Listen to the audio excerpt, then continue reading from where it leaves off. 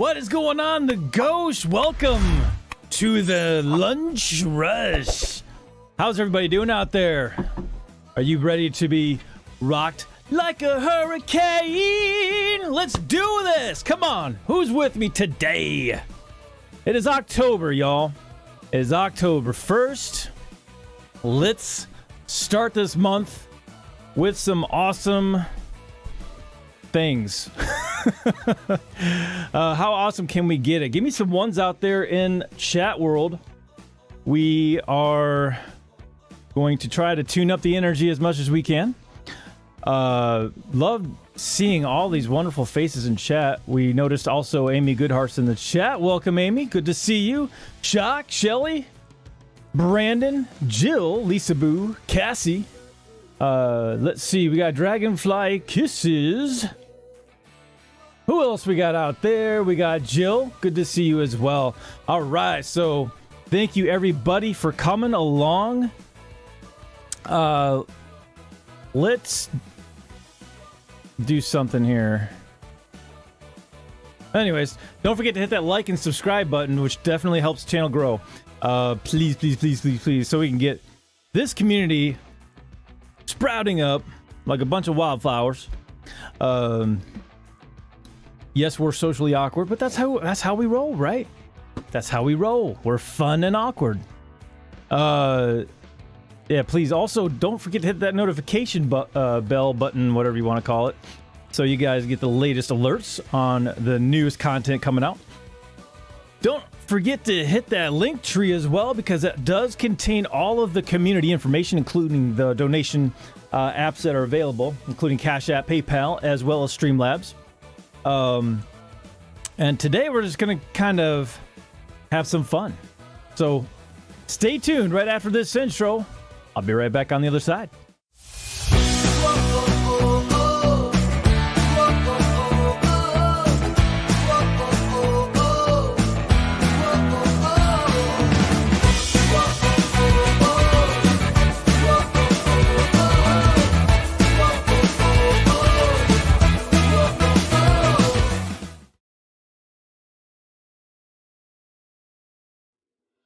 Hello, beautiful people. How is everybody out there in the Gauche land?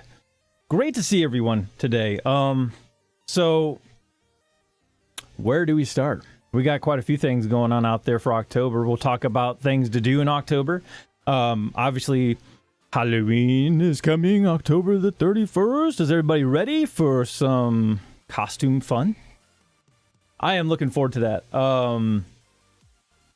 Me and Gina have over the years developed and kind of hacked and slashed our way through some costumes and put together some crazy configurations. Glad to see Amy out there. She could probably take a test to the awesome wardrobe things that you could do out there with, especially costumes. The fun time of year. What do you guys like to do in October? I think there's some other, like, what are some things that happen in October besides like Halloween? Hocus Pocus 2, we're gonna be talking about that here in a second too. Oktoberfest, I mean, there's that, right? But before I go any further, let me go ahead and welcome in my first guest of honor of the Gauche. That is none other than the wonderful wife of mine, Gina. Say hello, my sweetie. Hello. I don't know about guest of honor, but thank you. How'd everybody sleep? I barely slept. I didn't sleep either. Look, we're on like a fourth win loop cycle. Like, we're so looped. You're gonna catch a whole new side of us today, y'all. I don't even care. It's gonna be fun. Part of being a loopy miracle. Spooky movies with friends. Yes, I agree with you, Amy. Absolutely.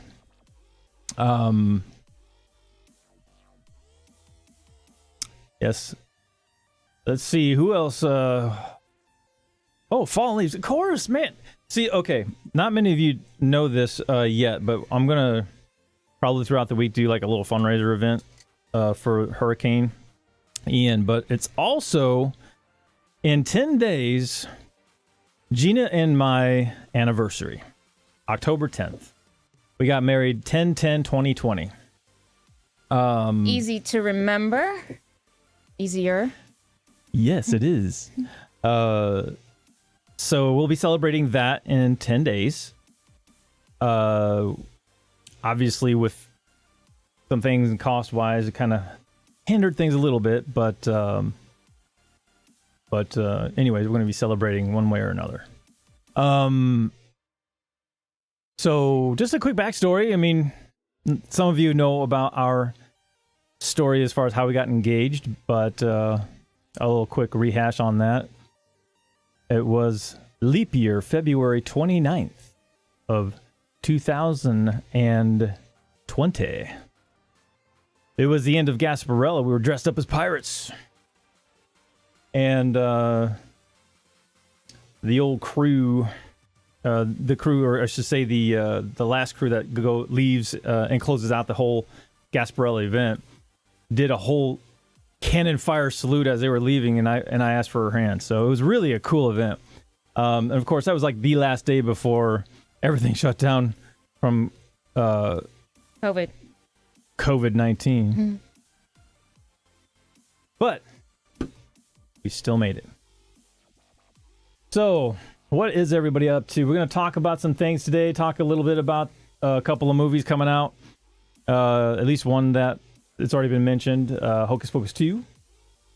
Going to talk a little bit about what everybody's feedback is with Elon Musk. We kind of touched on that a little bit last night, and AI.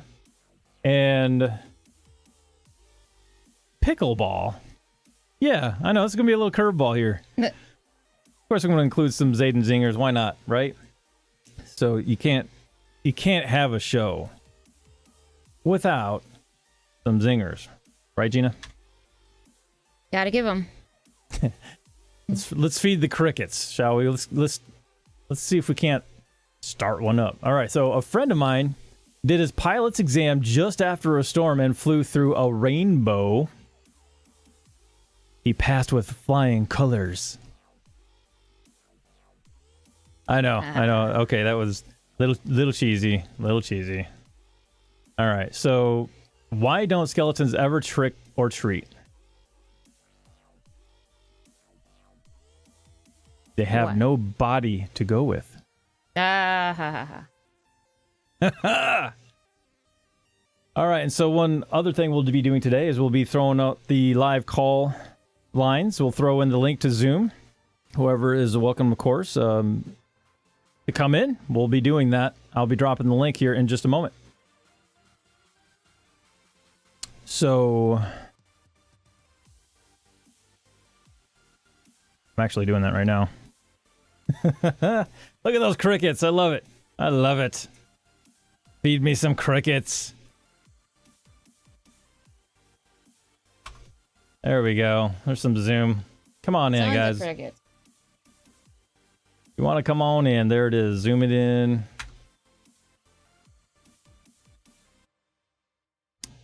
And again, of course, we have that link tree out there. Donations, of course. If you have any comments with your donations, I will read them live on there. So there you go. All right, we'll start with a quick topic with pickleball. It'll be a quick in and out kind of warm up, if you want to call it that. And those coming in that are in the waiting room, I will bring you in. So bear with me.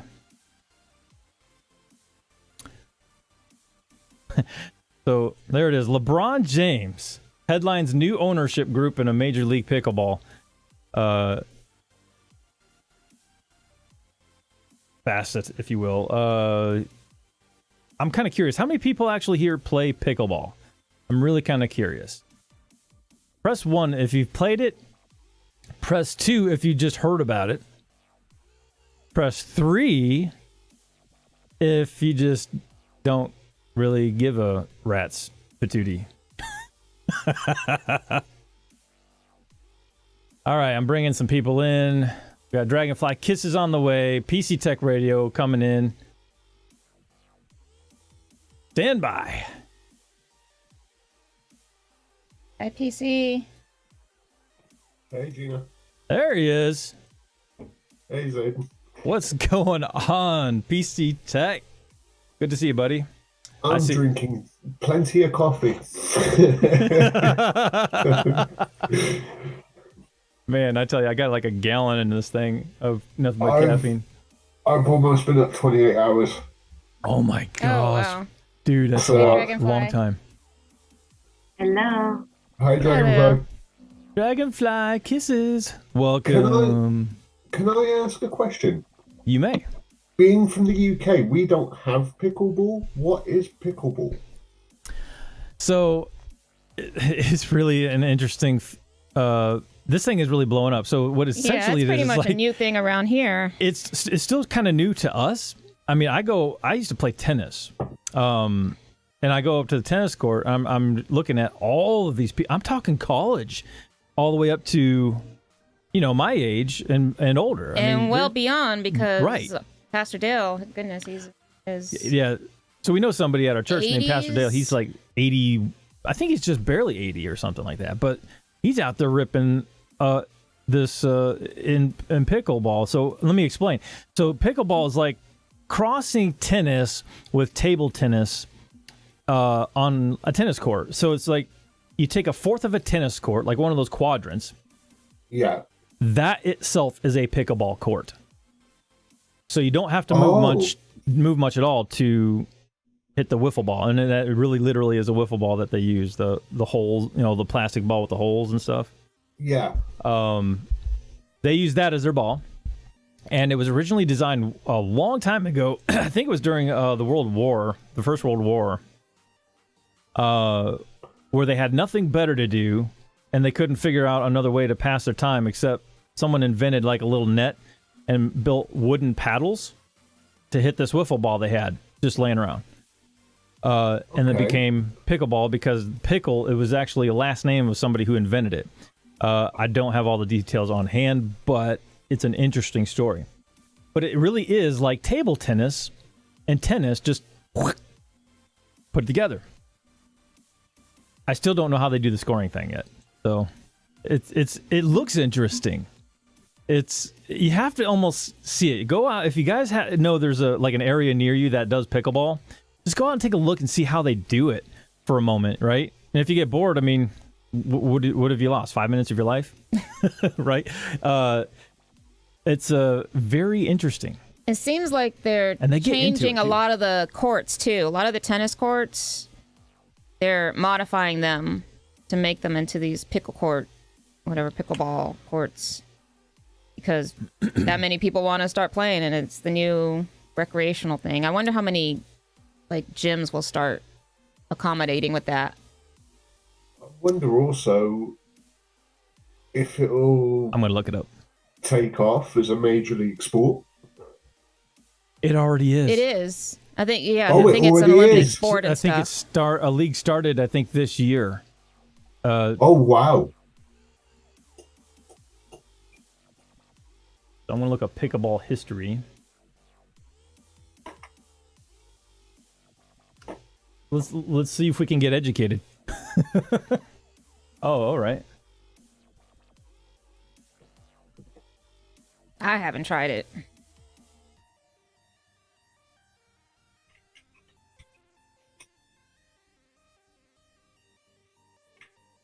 So what are you finding? So right now I'm gonna bring it back up here. So I was clearly wrong with the World War thing.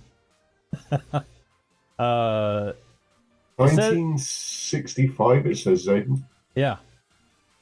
After playing golf one Saturday during the summer, this guy named Joel Pritchard, a congressman. I really like the World War I thing better.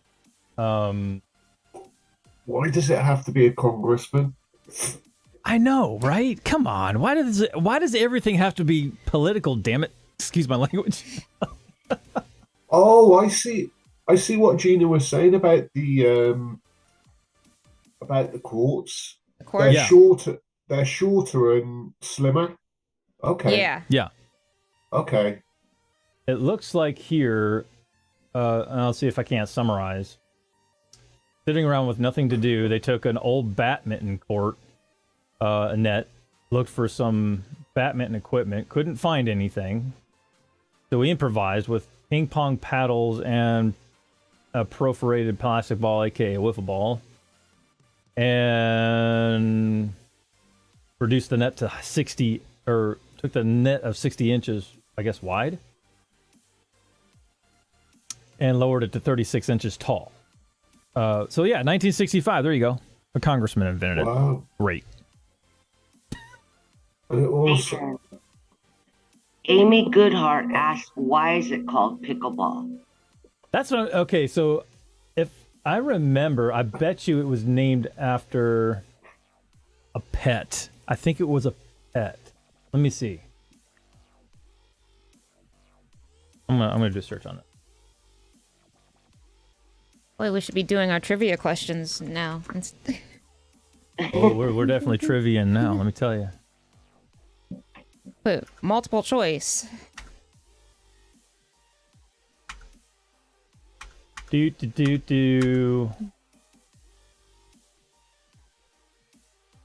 Connection to the birth of Paul.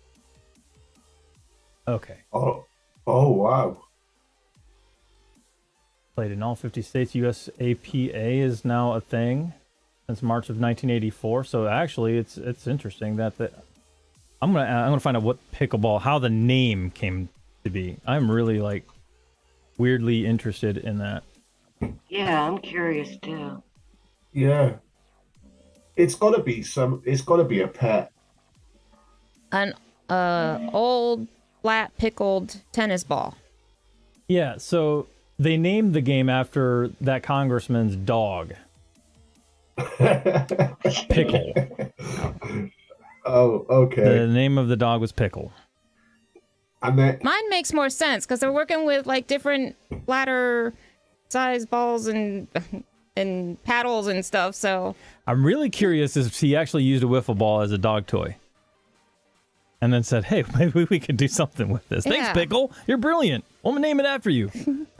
But looking at the picture where you've got tennis courts, because they're so big, it looks like you can have like 6 pickleball courts in one area.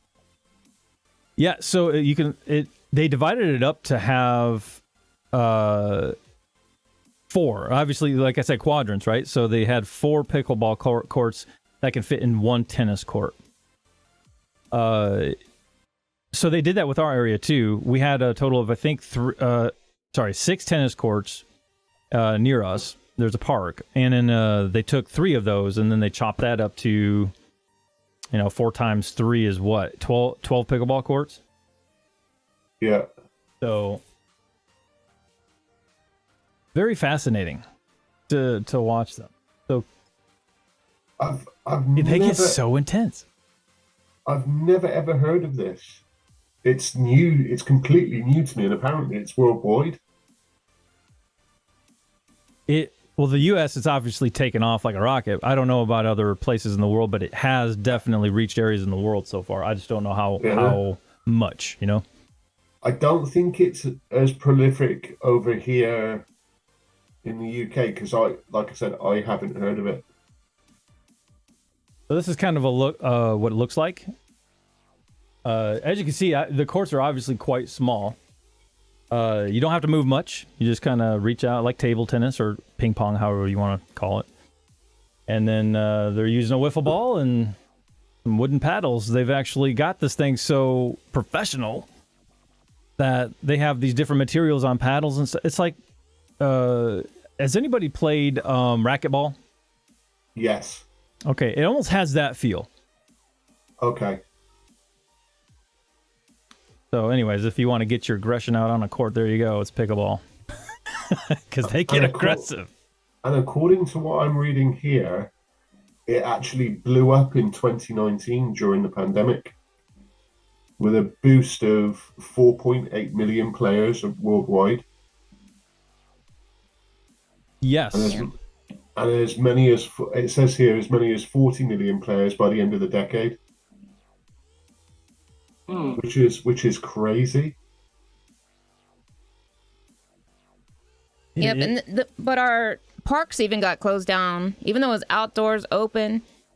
So yeah, people couldn't even go to the parks to exercise and play the pickleball. But as soon as stuff started opening back up, they were filled. There was like, I think, waits to go play at the courts. Yeah, they made a new Wow. They started with the USAPA. It looks like in 2005, which is, I guess, USA's Pickleball Association. I don't know. Yeah, USA Pickleball Association. So they started that actual group in 2005. Fast forward to 2000, like you said, 2019. Yeah, Zaiden, that senator incorporated the Pickleball Inc. and now it's named Ola LLC, which is the main operating body of the pickleball sport, I believe. Sure. According, Getting some comments like I don't know Laura in anything Canada. about this sport. according to I'm the not very familiar there. According to the Wikipedia page.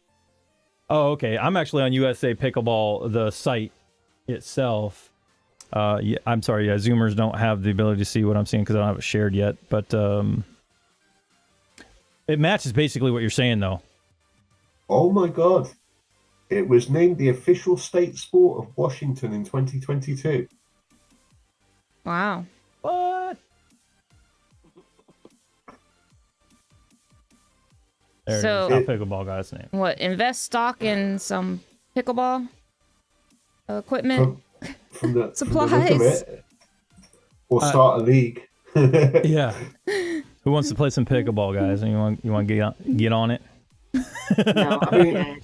I mean, even hacky sack has become a sport as well.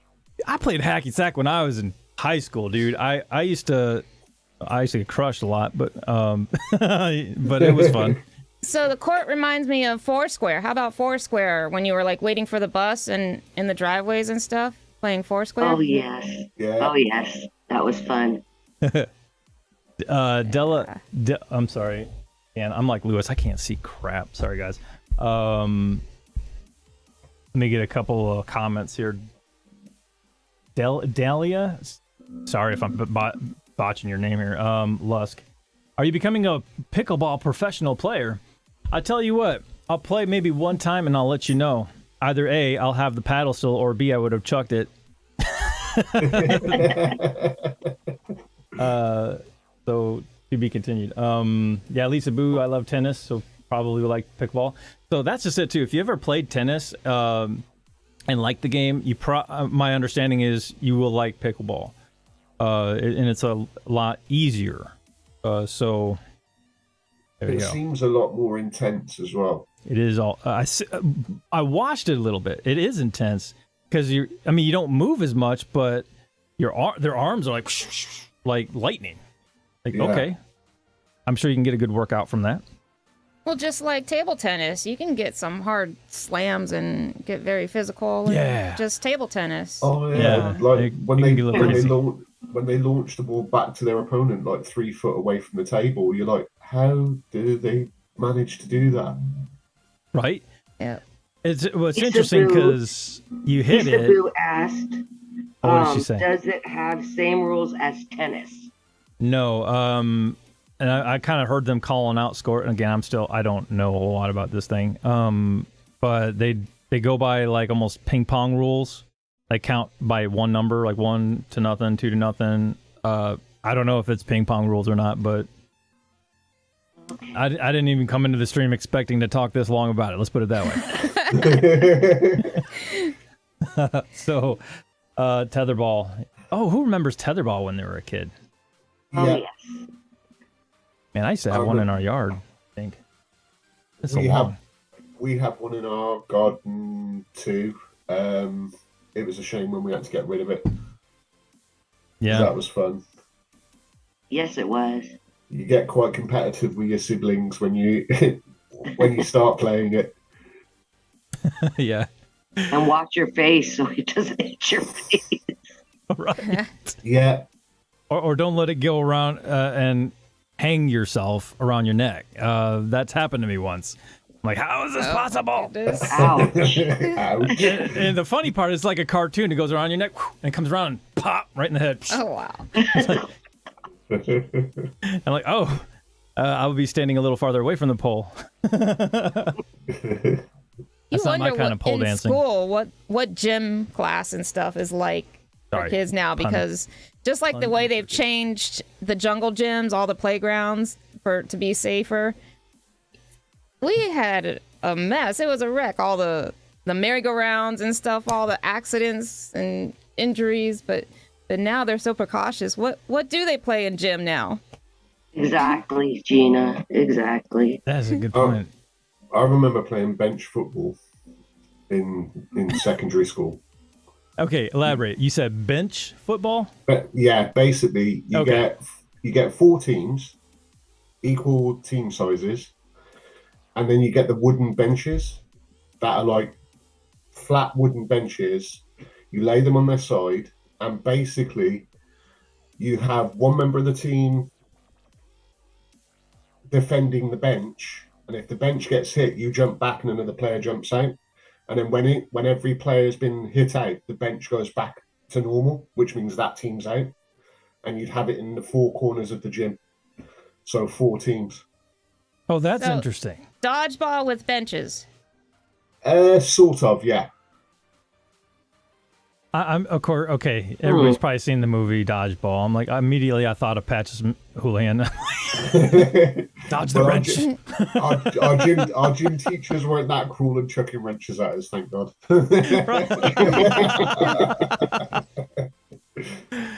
But yeah, I'm interested in pickleball. I'm gonna have to look it up on YouTube and see if I can. It see is some videos. weirdly fascinating, isn't it? It's just what it's like a Mack truck that hits you in the face because it's so interesting, even though you don't have much interest, but you want to try it. I've never heard of it, Zaiden.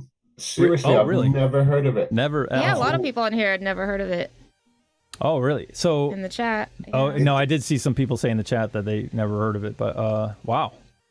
Well, it's coming to a country near you, that's for sure. This thing's blowing up. Well, it says it's worldwide, and it's got almost 40 million players. So there's got to be other leagues in other countries. Yeah, yeah. I mean, obviously, we just recently, I guess, in the U.S. started a whole new league, and not terribly long ago. So Yeah. it'll be interesting to see how it develops. It says on the Wikipedia page that over the last 2 years, due to the pandemic, playing pickleball indoors has exploded, which has led to the formation of a professional league. Yeah. That is interesting. I can see them doing it kind of indoor as well because it's easier to do indoors versus like a regular tennis thing. Yeah. Yeah, I can see that happening. It just makes me wonder if they're going to do a pickleball championship in Wimbledon now. Wait for it, brother. I have so It's many coming. questions. it's coming, man. It really is surprising in how quickly this thing blew up. You go just to when I work out, I usually ride my bike good 10 miles, and I used to do that per day.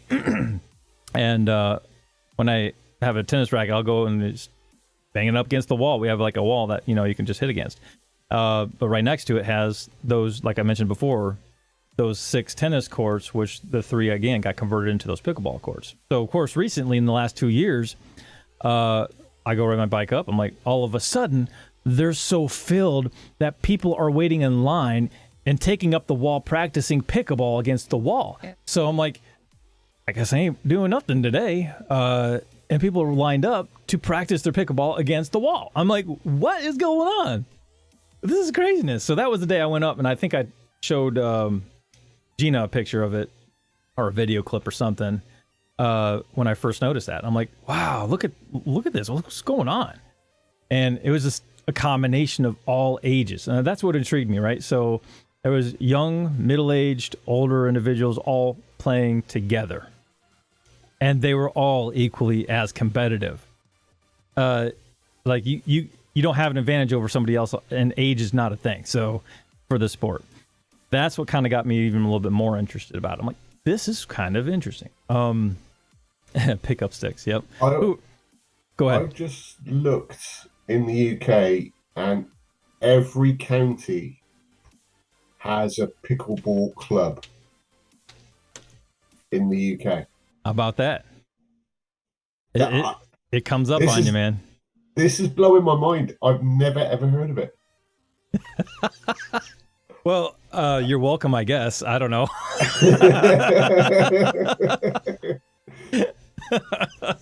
I remember playing the game where you take the marbles and you hit the other marble, and win marbles. We'd be trading marbles back and forth. Those were fun. Yeah, I remember those days. Yeah, I think that could be something that be timeless, because whatever happens, I mean, that's the most simple game. If you're in, sadly, the poverty area or the richest area, it's still timeless. I remember my grandmother telling me she used to play marbles, be a pro at it as a kid in Puerto Rico. So I think that's interesting that, yeah, that's a timeless game. I used to have Be some around great- forever. I used to have some great marbles back in the day. Some nice cat's eyes and some really nice big ones as well. I don't know, Piece of Tech. I might have lost my marbles along the way. It's all the pickleball talk. Waka Oh, waka. wait, you might actually.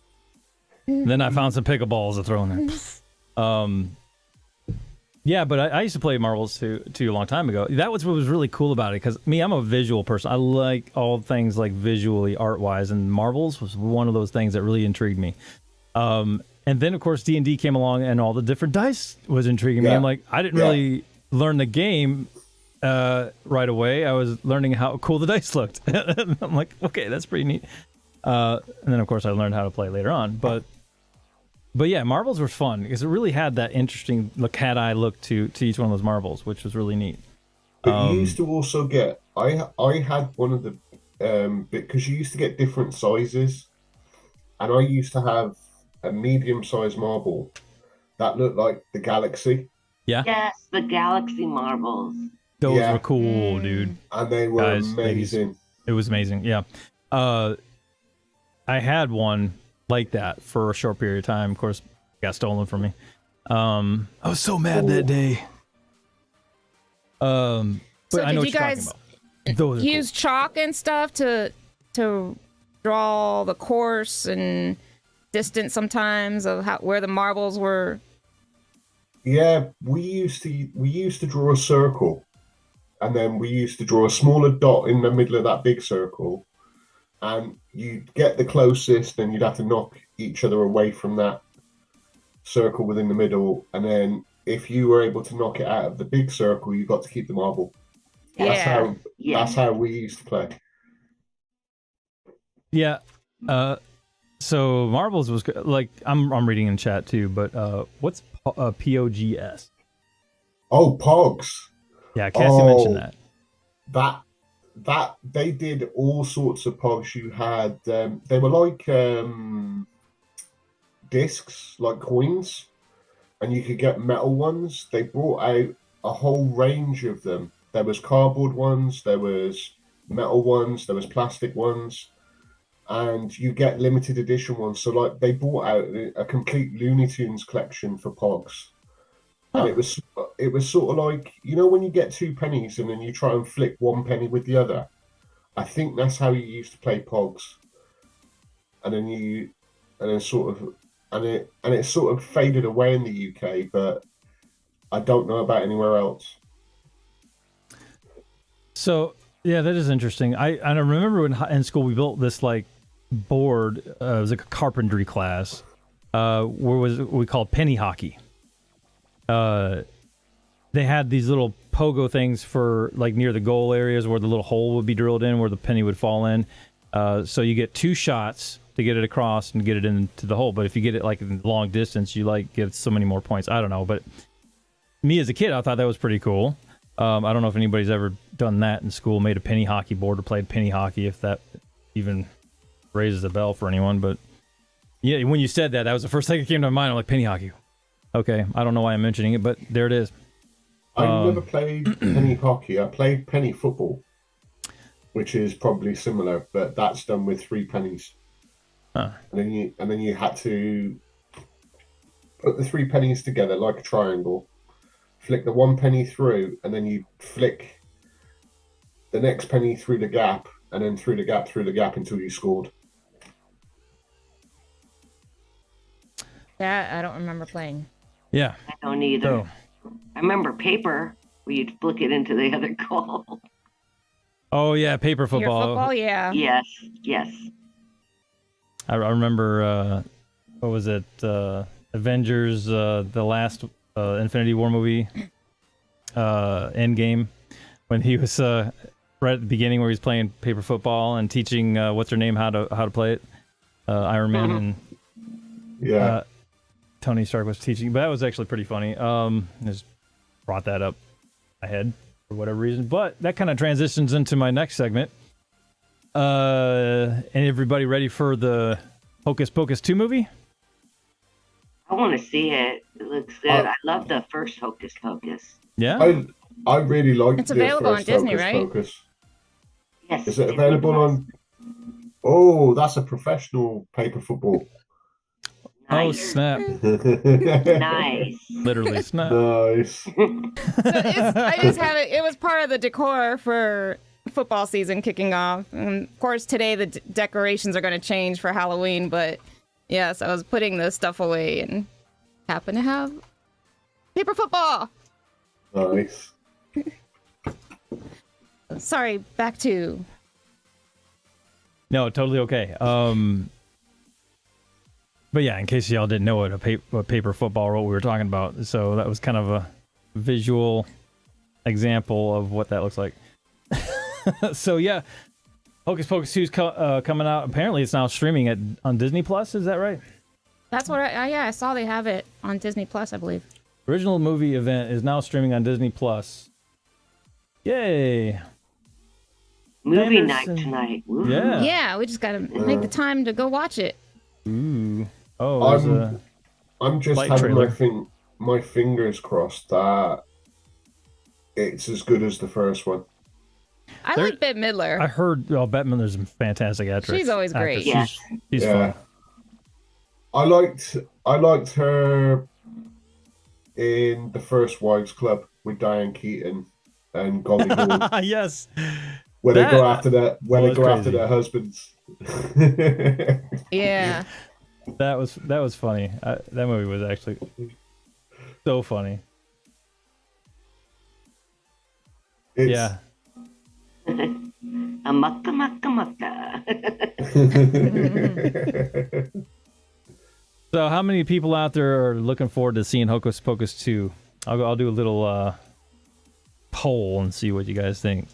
And it's one of those also, okay, should we go back and watch the first one or watching the new one again?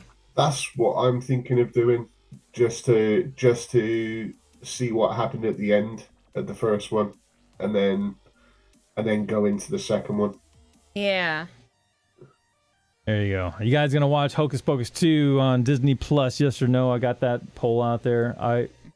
Obviously we're curious. We like Bette Midler's acting, so their costumes are always 'Cause cool.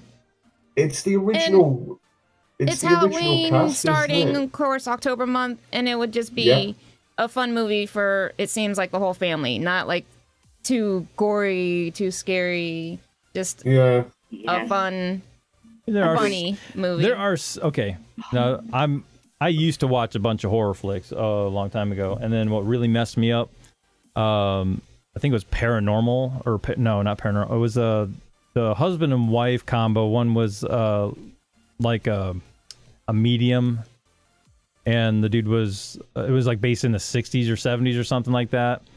It was the guy from the movie Watchmen. What's his name? Who played the owl? Yeah.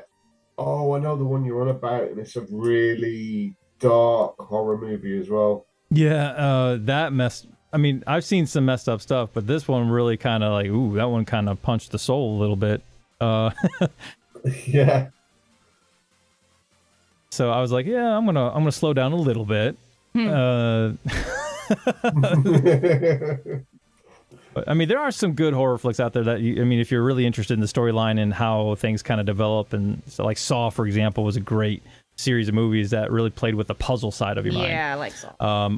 Or Escape Room, for example. I thought they started doing too many of them, to be honest. Right. The more recent ones. Yeah, I was shocked but spoiler alert for anybody who hasn't watched them. I was shocked with Donnie Wahlberg's character in Saw, the police officer. Oh yeah. I almost forgot he played in that movie. And then you find out later on what he did, which is absolutely nuts. It was a little crazy. I mean, I don't want to give anything away either, but No. and Gina, I think, knows because you watched it too, right, Gina? Mm-hmm. Yeah. She's like, yep, I'm not saying a word. Yeah,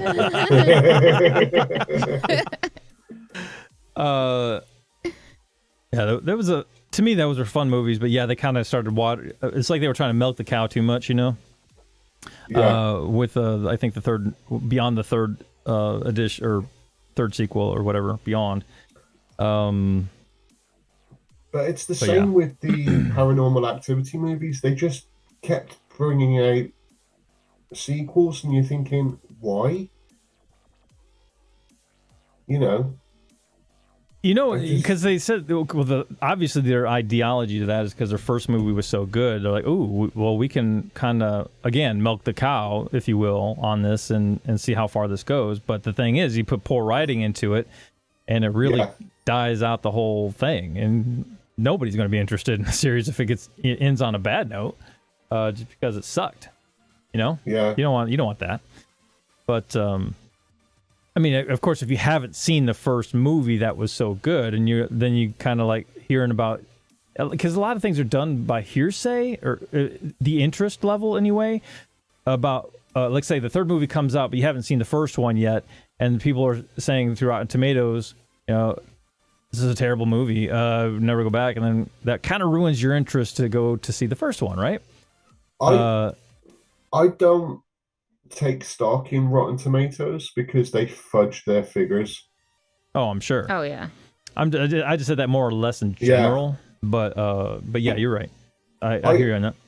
I don't normally read reviews unless it's something I really want to go and watch, and even if it's getting slated by critics, I still go and watch it to form my own opinion, because the critics may have a bias towards the movie, if that makes sense. I agree. I don't like to see too many reviews or anything before just watching the movie on my own. Oh man, I'm gonna get humble real quick.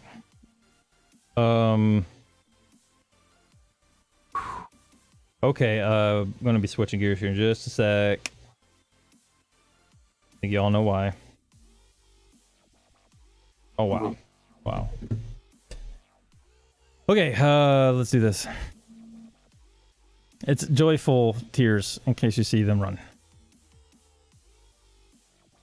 There we go. Excellent! Excellent! Thank you very much, Shock. And thank you, buddy. I appreciate that. And of course, we have butterfly kisses. Thank you, sweetheart. Really appreciate you. Wow. Dragonfly kisses, but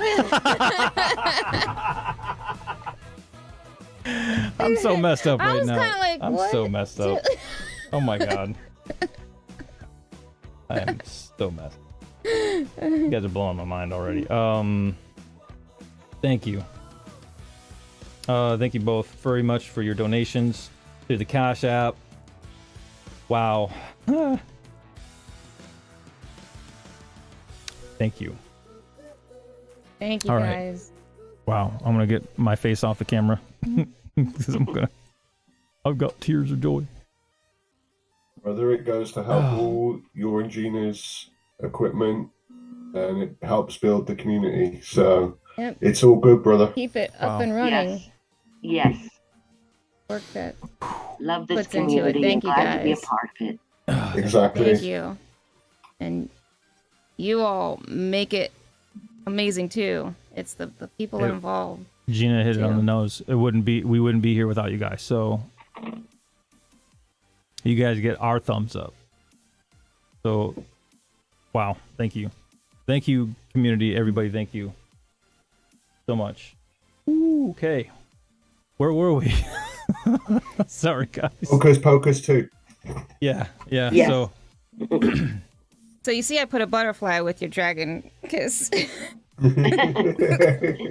oh nice. It works though. Butterflies are I awesome was too. like, I'm gonna throw that in there. Too funny. But yeah, so we got so far 67% saying they're gonna watch the movie. Well, that could be because not many people have, or not everyone has Disney Plus. But there are other ways. I'm not gonna mention.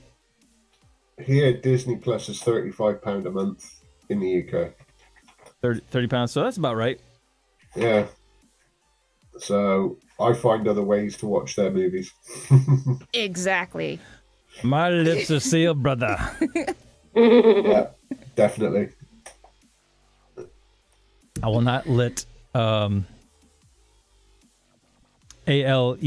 ALEXIS no.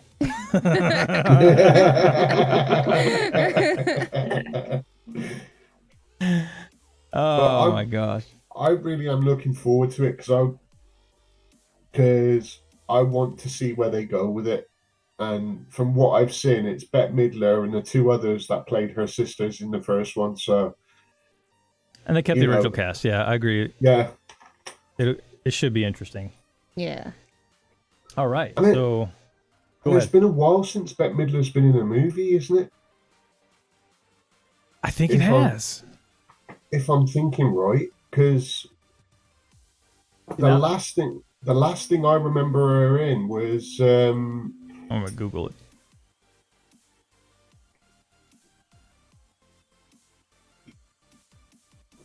Midler. What's the last movie you remember her in? the last movie I remember watching of hers, and these are completely out of date. Like I said, First Wives Club and the original Hocus Pocus. And then there was no movies after that. Beaches was So- one of the big ones too back in the day. Oh, Beaches? Yeah. Yes. That was an awesome movie. Sad but awesome. Wow, the Yeah. original Hocus Pocus was made in 1993. That long ago. Yep. Wow. Almost 30 years, y'all. Wow. Wow. Yeah. Mm. That's why you got to watch it again to recall. They Okay, look what great happened? Where for did it 30 end? years. I mean, like 30 years later, it's even with makeup, right? So Yeah. that pretty impressive just on the previews and stuff. I mean, I don't know. I mean, there's a lot of like Mark Hamill, for example, has been CGI'd for Luke Skywalker, for obvious reasons because of timeline. But I mean, I don't know if they did any of that in this movie or not. But I mean, they look great.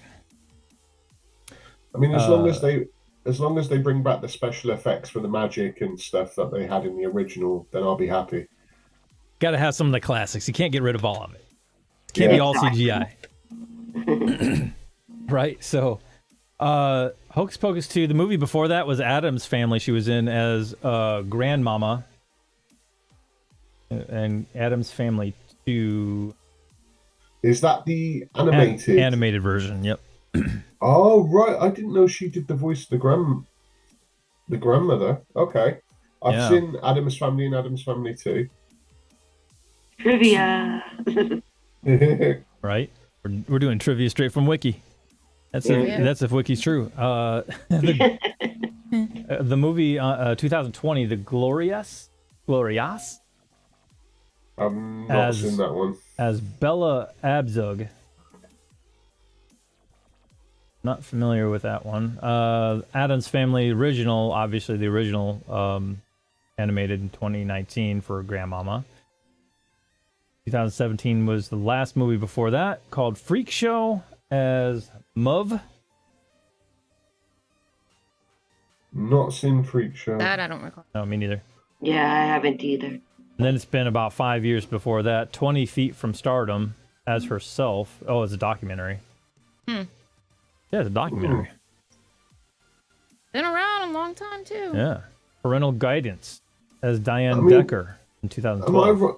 Am I There you right go. in think it wasn't Bette Midler? No, that was Dolly Parton, Diane Keaton, and somebody else that were in 9 to 5. It wasn't Bette Midler, was it? No. Yeah, that was Dolly Parton. Yeah. Ah, For some reason, I had in my head that it was Bette Midler, Dolly Parton, and Diane Keaton. Yeah, I could see her doing the movie. Yeah, I mean, I could see that comedy happen with her because she would fit that role. But that movie was way back, I think. In I mean, wow, I'm gonna have to look that up. I There's think another they tried to trivia moment. remake the first Wives Club, and I don't remember it being as good as the original. They remade it, Gina. Yeah, and I don't. Did they? I'm trying to remember who was in it and stuff. It wasn't as memorable as good to me. You can't beat Goldie Hawn, Diane Keaton, and Bette Midler. I mean, Goldie Hawn's been around. Perfect cast. Goldie Hawn's been Exactly. around for a long, long time. I mean, I liked Goldie Hawn in Private Benjamin. Is one of my favorites.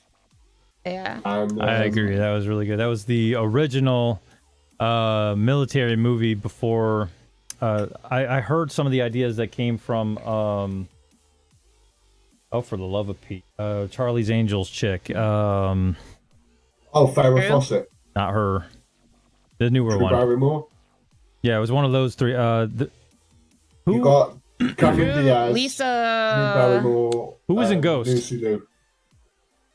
Whoopi Goldberg. The other no, one. No, yeah. The wife Bruce of. Willis's. God, And I'm so terrible with man. names. Y'all forgive me. I'm so terrible with names right it's now. okay. Doing the same thing. Demi Moore. Is that There it? we go. Yes. I can't believe I was not okay. remembering that. So yeah, I have no idea where I was going with that.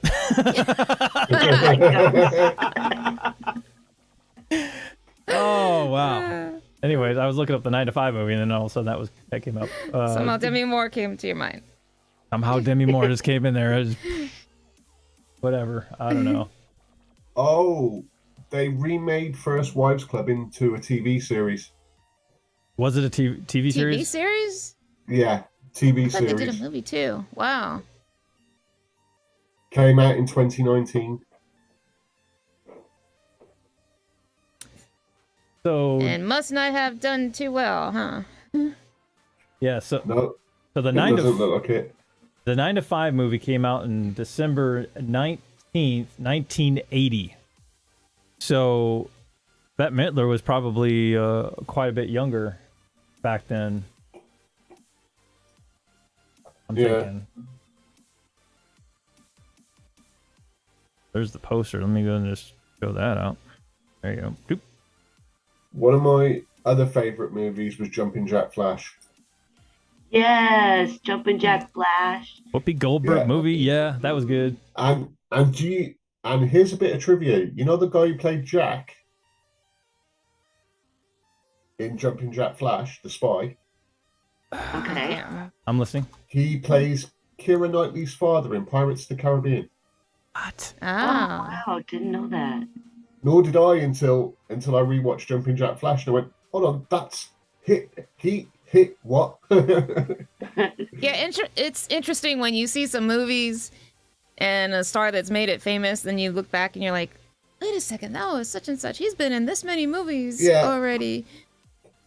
And it dawns on you. It's just very interesting when you come across that. I used to love Goonies. Oh yeah, that's a classic. Oh man. The Truffle Shuffle. Favorite. Oh, yeah. Yeah. Who doesn't remember the Goonies?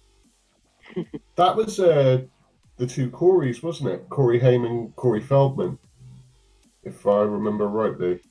Yeah, I think both of them were. And the guy who played Sloth was the guy from Hey, you guys. Yeah. was the guy from Nerds and Revenge of the Nerds, the big muscle bound jock. Oh, I didn't know that. No, I didn't either. That's insane. He did it. He did it because of the prosthetics that he had to wear, so nobody would recognize him. John Oh wow. Cusack. I His name? believe so. Yeah. I guess that was one of the early things that got us into the whole pirate stuff, you can say, too. So, yeah, I enjoyed the wreck ship trip. The wrecks? That's how Pirate our day's ship. going, y'all. It's kind of fun. Well, there's a lot. We may of, be inventing new languages. Yes. there's, There we You're there's, not tired. there's a lot of shipwrecks around the American coastline that still have Spanish gold and all sorts of stuff. Well, you can add people- a lot of yachts to that list. Aw. I know it's terrible. It's a bad pun, but but there were okay. So no, you're right, because St. Augustine area had recently, within the last decade or so, made a discovery, but just now hitting me. But you're right. There's some discovery still being made, especially with pirate. Florida was notorious for pirate invasion. Really? Yeah, both sides of the coast. Wow. That's one of the reasons why we have our pirate invasion every year, and it's the big theme and stuff for Gasparilla. watched- And then I've St. watched videos Augustine, of yeah, that. they have a bunch Yeah. of old like jail cells and stuff and different setups where the pirates first landed. Wow. Oh, wow. They tell a little story about that too, like the Cuba area, all those islands that led up to Florida, right, were all Spanish. I guess you could call it like a Spanish movement or migration, but there were some that were pirates, not like your dress up pirates. I mean, they're just people in boats trying to take over your women, your goods, and then leave you for dead. Wow. That's what they do. They don't care a lick about your lives or whatever. That back then it was really like medieval kind of stuff. So obviously, if we're going to dress up as a pirate, we're not going to celebrate that kind of pirate. But the history shows those islands, like Puerto Rico, going into Cuba, those were all heavily pirated lands. And then going into the Florida Basin. The Florida Basin, of course, defended off the pirates, I guess, that tried to invade. That's probably half the reason why they call Gasparilla what it is now in Florida.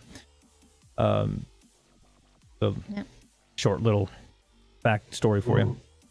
Fun history lesson. There you go. Pirate invasions. But yeah, so Gasparilla is actually kind of fun. So those of you out there west, want to come over and have a fun, like, New Orleans almost style Mardi Gras, but in the form of pirates, parade and beads. We got it here too in Tampa. So That's January, February time. But this month they will have Guavaween down in Ybor, and they pretty much close up. And Ybor City's also a lot like the New Orleans Strip or something, and they'll close that down, and people will go all dressed up in costumes to hit all the different bars and restaurants down there. So if you ever look up Ybor, it's Ybor. That's Ybor, Florida, which that is one of the original cities in the Florida, in the state of Florida. Cigar rolling factories, and yeah. Yeah, so it's kind of like a miniaturized version of maybe New Orleans a little bit, because it has quite of a mix of culture, different music, different types of, the biggest thing that they sell or they do down there is, the cigar shops. Cigar shops and wine are the two, I think, predominant things they do. Like you can have like a wine tasting event and have a cigar for the guys that if they want to tag along, or that kind of thing, whatever, or mix match, however you do it. But that was their two biggest things. Down in Ybor a long time ago. Now, obviously, back in the old day, a lot of it was ran by mafia. So Tampa and Ybor is kind of built based on mafia. What was the HBO series about? The 20s and 30s, when it was banned, and the mafia back then. I can't think of what the I know series. what you're talking about, but I can't there was remember pieces of that around Ybor, Temple Terrace, Tampa area too. The scenes from there. Yeah. Oh, right. like a series. Yeah. Oh, what was that? in Boardwalk Empire. Boardwalk, yes. Oh, okay. I don't know that one. So yeah, it was a good series. Maybe about HBO or something. Yeah, about 10 years ago. Maybe a little less. I don't know. It had it had the dude from Wedding Singer. I can't remember his name. The fugly teeth looking dude. I can't remember. Steve all I can think of. Buscemi. Steve Buscemi. No, that's so terrible. Steve Buscemi? Yeah. I think that's it. Yeah. Steve Buscemi is the guy. Yeah. That's him. Yeah, he kind of does appearances in a bunch of movies where you like. God, I feel terrible. Has he I aged? can't describe this guy other than his teeth. Really? It's so terrible, man. Oh my god. But yeah, so Boardwalk Empire is a series that kind of, it's based out of Tampa. A little bit of the history, obviously some of it's fictional, but it kind of builds off the spirit of the mafia history in Tampa. Well, based out of New York, and Chicago area, but yeah, when they would come down to Florida, we were. Oh, that's true, because their empire is in different cities. Yeah. Tampa being one of them.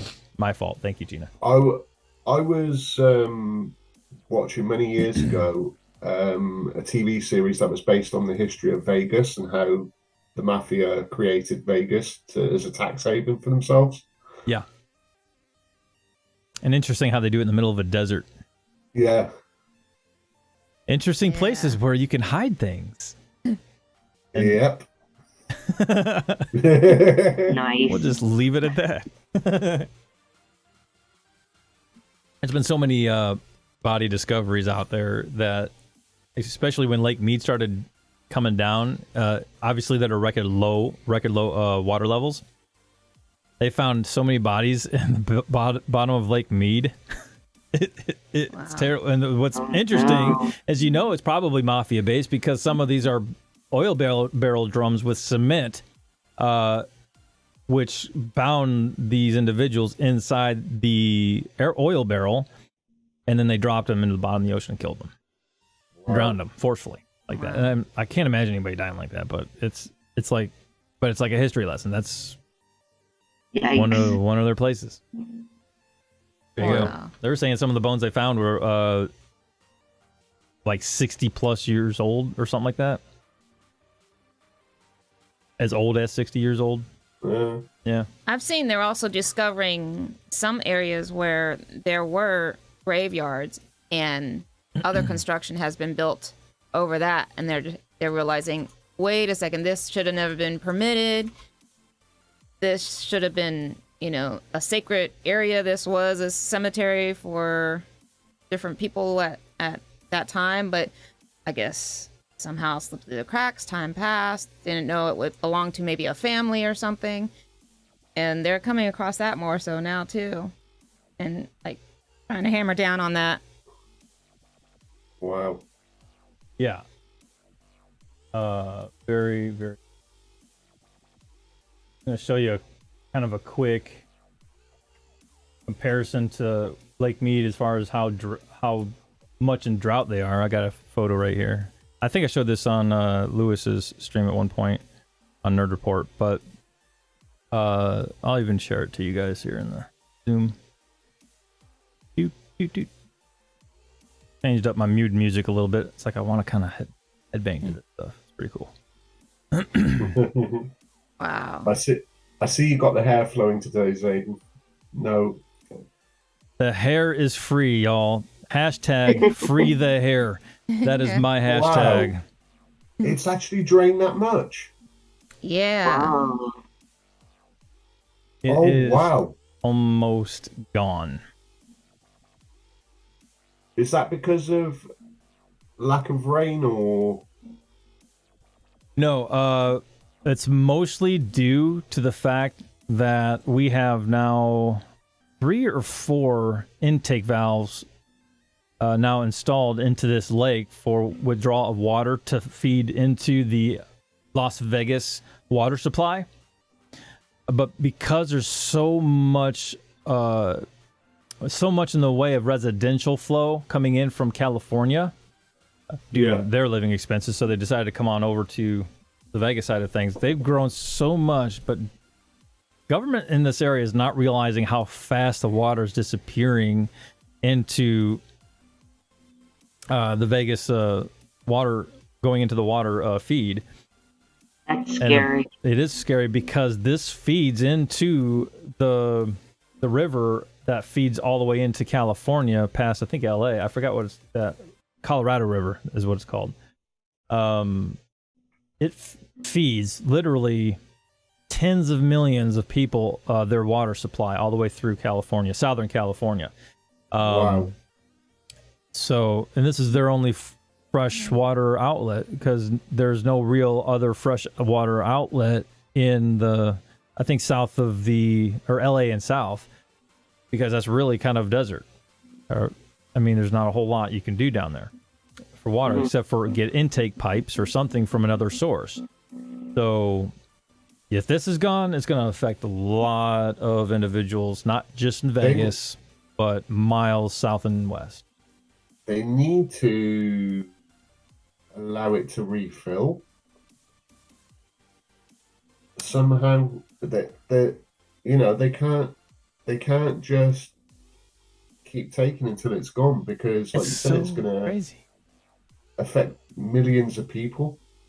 Yeah, it's pretty scary low. I mean, within the last month they had a monsoon. This is, I think, their monsoon season. They did have a couple of good rains, caused some flash flooding in Vegas, of course, but a lot of that comes from, like, say, Mount Charleston, some of the other mountains surrounding. It can rain in Vegas, but it's rare. But most of the rain comes through the mountains, which drains into the Vegas basin, which then they have a lot of these underground water tunnels, which a lot of the homeless, that's a whole nother story right there. It's a homeless community in Vegas is crazy, and they all, not crazy as in it's a crazy story, because a lot of them live underground in these tunnels. So they actually have it timed when it rains. They know when to leave specifically, get their stuff and go. They did a complete documentary on this. There's a documentary on YouTube where they go in those underground tunnels, and these people have actually built proper homes in there. They've got electricity and everything. It's amazing. It is incredible, and they break down quicker than honestly, if they knew a hurricane was coming, they would have been gone a long time before a lot of us would have been gone on the proper time frame, because they know how to get their stuff and go. So it is really an interesting documentary to watch, just because there was a couple of guys. Now, the thing is, it's also very territorial in there. My understanding is there was a couple of documentary guys that went in there and they almost got shot twice. So they had to really kind of negotiate their way through to kind of document their living conditions and areas. But it was whole living quarters. They would create different walls, and whether it was from curtains or blocks, but still dividing areas to make a sleeping area and make a little kitchen area, you know, the portable stoves, or even just making your little pot area. The documentary that I watched on YouTube, it was like this guy literally goes down into these tunnels and he goes, it's like a city down here. It's like a city below a city. Yeah. Yeah. That's cool.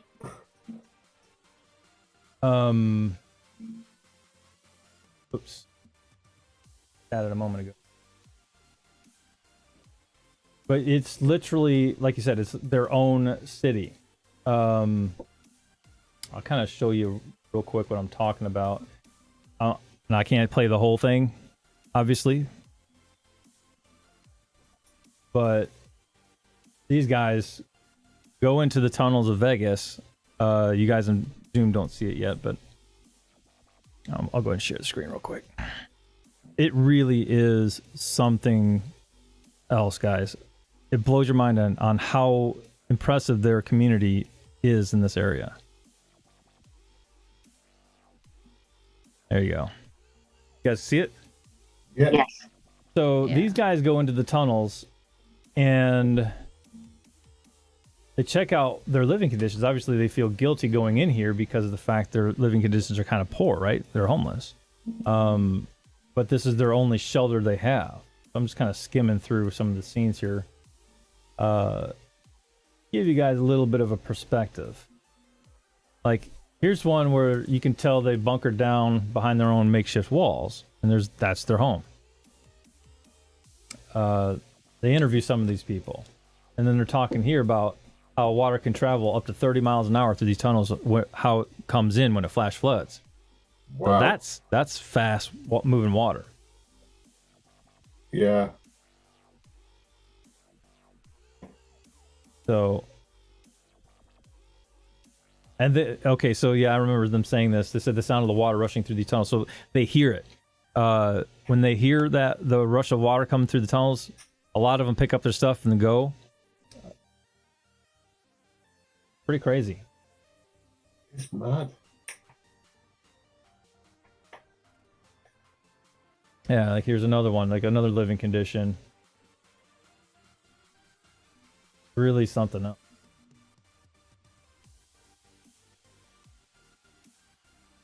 There's a lady that lived down there. Yeah, some of these people actually moved from out of state to Vegas and couldn't make it. Didn't have enough money to get out of Vegas, so they had nowhere else to go. But homeless. And they go right to these tunnels because that's the only place they knew to go, or where to go. Knew where to go.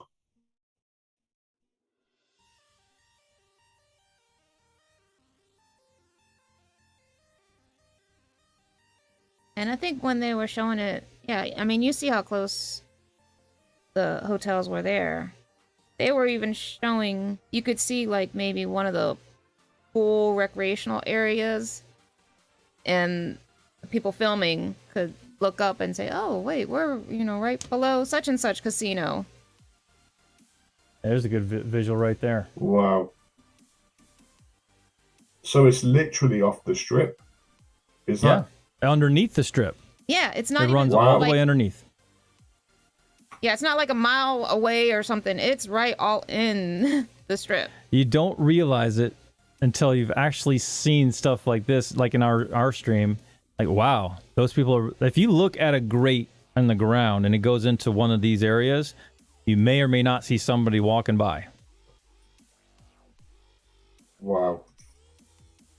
People spit and pee, whatever, down these grates, like, because people are drunk all the time. It's open carry on the strip. So people are so drunk, people are defecating everywhere, and guess where it all goes? Into the drains, into these living quarters.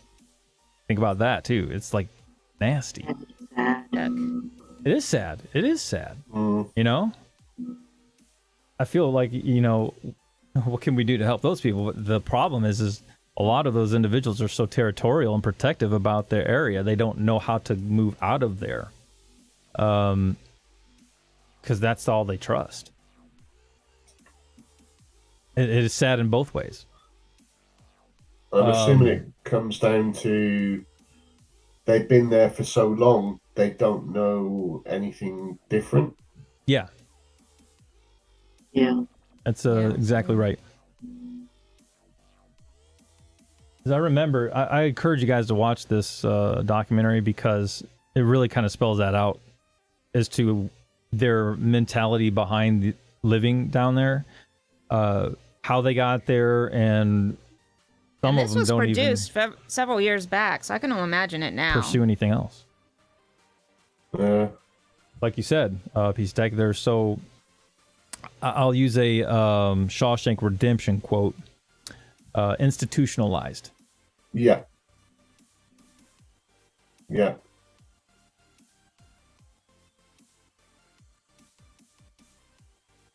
So there's some quick little excerpts from that documentary for you guys. I'll have to give that a watch because that one's different from the one that I watched. I'll see if I can find the one that I watched, Zaiden, and I'll send you the link to it because that one's also on YouTube. Yeah. Yeah. I don't mind sharing this stuff because it's really, really good content. Kind of really spells things out and really makes you open your eyes on things. Like, especially if you go to Vegas and you want to go to Vegas. I know Lewis is doing his birthday in Vegas, which some of us are going to. I wish I could go, but we got enough cost to worry about here. Not to mention we got our own anniversary to worry about. Thank you everybody for helping out there. But this is going to be fun for them. It's going to be interesting though because now that this is out there, Amy might be looking on. I'm not sure, but like if you go to Vegas and you look at your, down at those grates and stuff, like those big ones, you may see somebody down there. Give them a little hello or, give them some love down there. But that's about, that's pretty crazy. Next time you go to Vegas. I'm wondering, because there's a similar situation in New York as well, where people in New York are living underground. Oh, yeah? Yeah. I don't live in New York, so I don't know anything about it. Yeah, there's a similar one where they use the sewer lines and things in New York. Got me curious. Underground city. They do have an underground there's city. subways and stuff. There's places, hidden alleys, areas that a lot of homeless there too. Yeah. There's a lot of old abandoned tube stations in London in the UK that are used by the homeless as well in London. Oh, wow. So it just goes to show I'm trying to think of the right words, the tenacity of the human spirit to survive with what they have. Okay, I'm putting it on I found a documentary for New York City, Undercity. Yeah, I think that might be the one, Zaiden. Let me put a share on that. I've done a couple outreaches, gone with friends that one of the things they do is, give to the homeless, and they'll just take a day out of the month and walk around downtown or certain areas where there might be more homeless. And you never think about it. You might see someone begging on the corner. You don't realize how many people have their little cubby holes that they're living on the streets that way. And we were talking to a lot that it's because it's not they're drug addicts or alcoholics. It is a psychological, some type of mental condition for a lot of them too, because you could just pick up on some of the signs and symptoms, or they would be honest and saying, well, I don't want to just be in an institute where they're forcing all these meds. And I mean, I had a aunt that was schizophrenic. Wow, Shelly, I just saw your I know the stages that she went through, because I don't like being on medication all the time, but then it's hard once you get stable for people that deal with mental challenges that, oh, I'm better and I don't need to take the meds, or I don't want to be in so much control. So some of them rather be on the streets, so they feel they could at least live their life that way. So I really empathize for those that struggle in that way. I mean, what's shocking to me as well, the amount of veterans that are homeless. Yeah. Yes. And that's another big one. That is huge. And that is so heartbreaking. And it's the same here in the UK. We have a large homeless population in the UK as well. Predominantly in major cities like Birmingham and London. And majority of them are veterans. which is shocking. And then I watched another documentary on YouTube about homeless veterans, and there's a really good song that was done by a music artist. I'll have to find it and I'll send you the link to it, Zaiden, for you All and right. Gina, because it's a heartbreaking song, you know, and all the money was going to a veterans charity, Wow.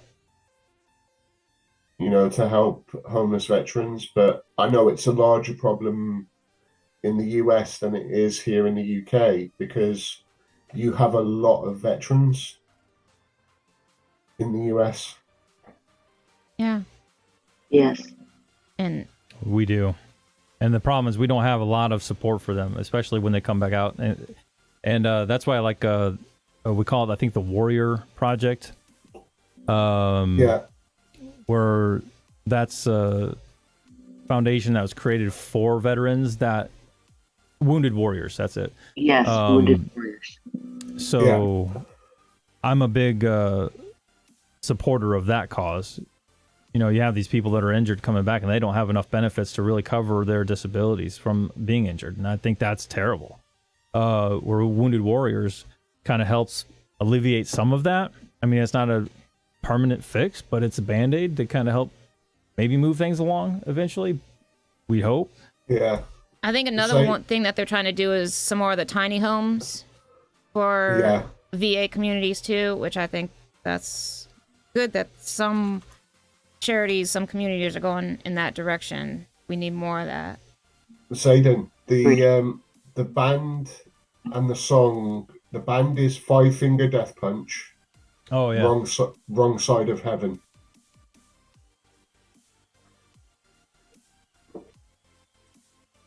That's what it's called. They even, it looks like they even do,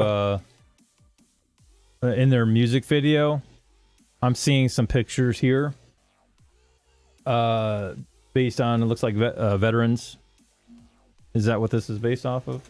Like, Yeah, I will say to anybody who listens to the song, listen to the words in the song, because it describes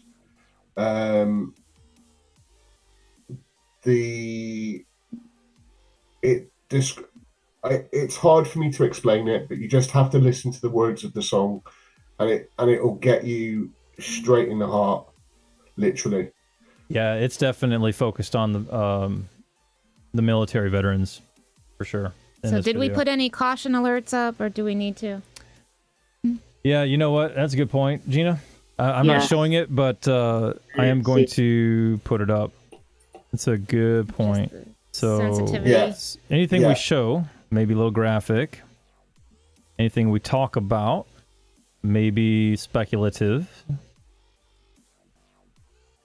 And of course, we already surpassed this one, but spoiler alerts for any other shows we put on here we talk about. Thank you, Gina. But yes, this is a definite trigger situation. So sorry, Yeah. guys. But yeah, Shelley Fitzgerald put a good comment in the chat. I wonder how other countries treat their homeless. In the UK, good question. the government here treat them out of sight, out of mind. That's how they Wow. treat the homeless here, Kind of the same here too. and they leave Yeah. and they leave it up to charitable organisations to deal with it. Our veterans here, for example, they get medical treatment, but we don't have anything like the VA, like in the United States. I heard Canada, and I don't know how, Temp said something about this in Israel as well, but like they have their own versions of healthcare that is provided by the government. But I think Yeah. Canada is the only other country that provides for just about everybody, that as long as you're a registered resident of the country. Yeah. I don't know how they work though for like homeless They- or veteran. In Or veteran Canada, disability. I think they have a similar healthcare system to the UK. They have a national healthcare system. Yeah. I believe it's similar to ours. Yeah, and we have the VA, and since Tampa happens to be a bigger city, and then we have MacDill Air Force Base at the end of it, so we have a VA here that's a pretty good size, but that's not in every city, everywhere, in every state. So there's Right. some veterans that have to come all the way over here to Tampa, or they decide, okay, I'll just try to look for other care, other hospitals that I can budget, because kind of like the waiting list or getting over to a city that has a VA. Yeah. Yeah. What's up, Jenny? Welcome. Hello, Jenny. Hello, Hey, Jenny. hello, hello, hello, Hello, hello, hello, hello. Going just to touch on the veterans thing. I'm a big fan and have been for years of Gary Sinise. Yes. He was in, Forrest Gump, Lieutenant Dan. Oh, yes. And his family are sort of Vietnam veterans on his side and his wife's. And after 9/11, which really got to him, he's devoted most of his time to helping veterans and first responders. And I actually helped promote him. Because he's got a band together. He used to go around different places, to the hospitals in Afghanistan. He's been over there many times, meeting the wounded and that. And because of the Forrest Gump movie, everybody associates him and greets him, "Oh, Lieutenant Dan." Yeah. So I only laugh because that's like when you have a predominant role like that. Yeah, That's he what you're known has. He formed his own band, and they're amazing. And it's called the Lieutenant Dan Band. This has been going on for some years now. But when I used to, in the early days before he started his own foundation and stuff, I promoted him within my eBay listings. And I contacted him and said, "Oh, would you mind if I do that?" And he says, "Oh, yeah, no problem, getting the word out and stuff." But he's gone from strength to strength, and what he's got now is it's called the Gary Sinise Foundation, and they actually build smart homes as well. The most amazing homes that you've ever seen, David.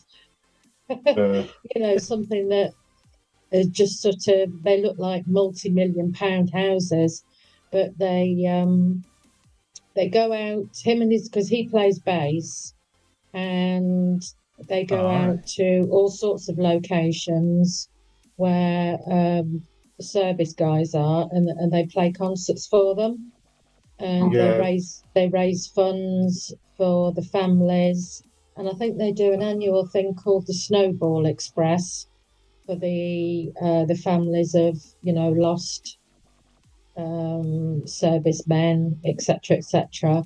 And he's pretty much given up acting now, and he spends all day and every day working purely for. I mean, you got to go and check him out, because he does. He's been given so many awards, it's unbelievable. I mean, Oscars are nothing compared to what, the time, the money, the effort this guy has given. And it's purely because, he loves doing it. He gets a lot of joy out of it, and he's helping. He's been doing it for several years now. Yeah. There's no end of videos on YouTube of him playing with with his band, and they're really talented. There's He just- also a video on YouTube of him being surprised by all the veterans that he's helped. Yeah. In a video, and they Yeah. all refer to him as Lieutenant Dan in that video. Oh, Yeah. that's so cool. When That's he awesome. was going round, he used to go into after 9/11 when the war started. He was secretly flown into Afghanistan, purely just to shake the hand of wounded warriors, as he calls them. But if you check out some of the smart homes, Zaiden, on YouTube, just put Gary Sinise smart homes in, and it should bring up. There's Stuff. a really good one on YouTube where he helps a veteran, and basically he had to have both of his legs amputated, Yeah. and this veteran's literally joking with him, saying, "I've got Lieutenant Dan legs," Yeah. Yeah, they all refer to him as Lieutenant Dan, and all these smart homes are specially adapted for the disability. I'm not sure how much each one costs. It's all paid for. It's all mortgage free. Oh yeah, no, it's all paid for by the foundation. But I've no idea how much It says actually here, costs to build one. Gary, last name, foundation.org. Sinise. Sinise, thank you. SiniseFoundation.org. If you go to that site, it tells you a lot more about what he does here. And of course, it says here, He more did than it a for house. years. Home is where they Yeah. may come from the world for severely wounded heroes. However, life at home can be constant battle. Without features designed for their unique needs, small chores can be insurmountable challenges. And He's considered a hero, and he really is. this is awesome. If you saw the amount of, he was very big friends with a couple of the chief fire officers after 9/11 as well. I can't remember the guy's name who passed away, but he spends all his time, all his waking hour working for the foundation, going out meeting people, veterans, doing the concert. He plays concerts all over the place. But if you go onto YouTube, you'll find all sorts of videos. Yeah. But, as I say, he helps the families and the kids as well, that have lost fathers, from the war and stuff.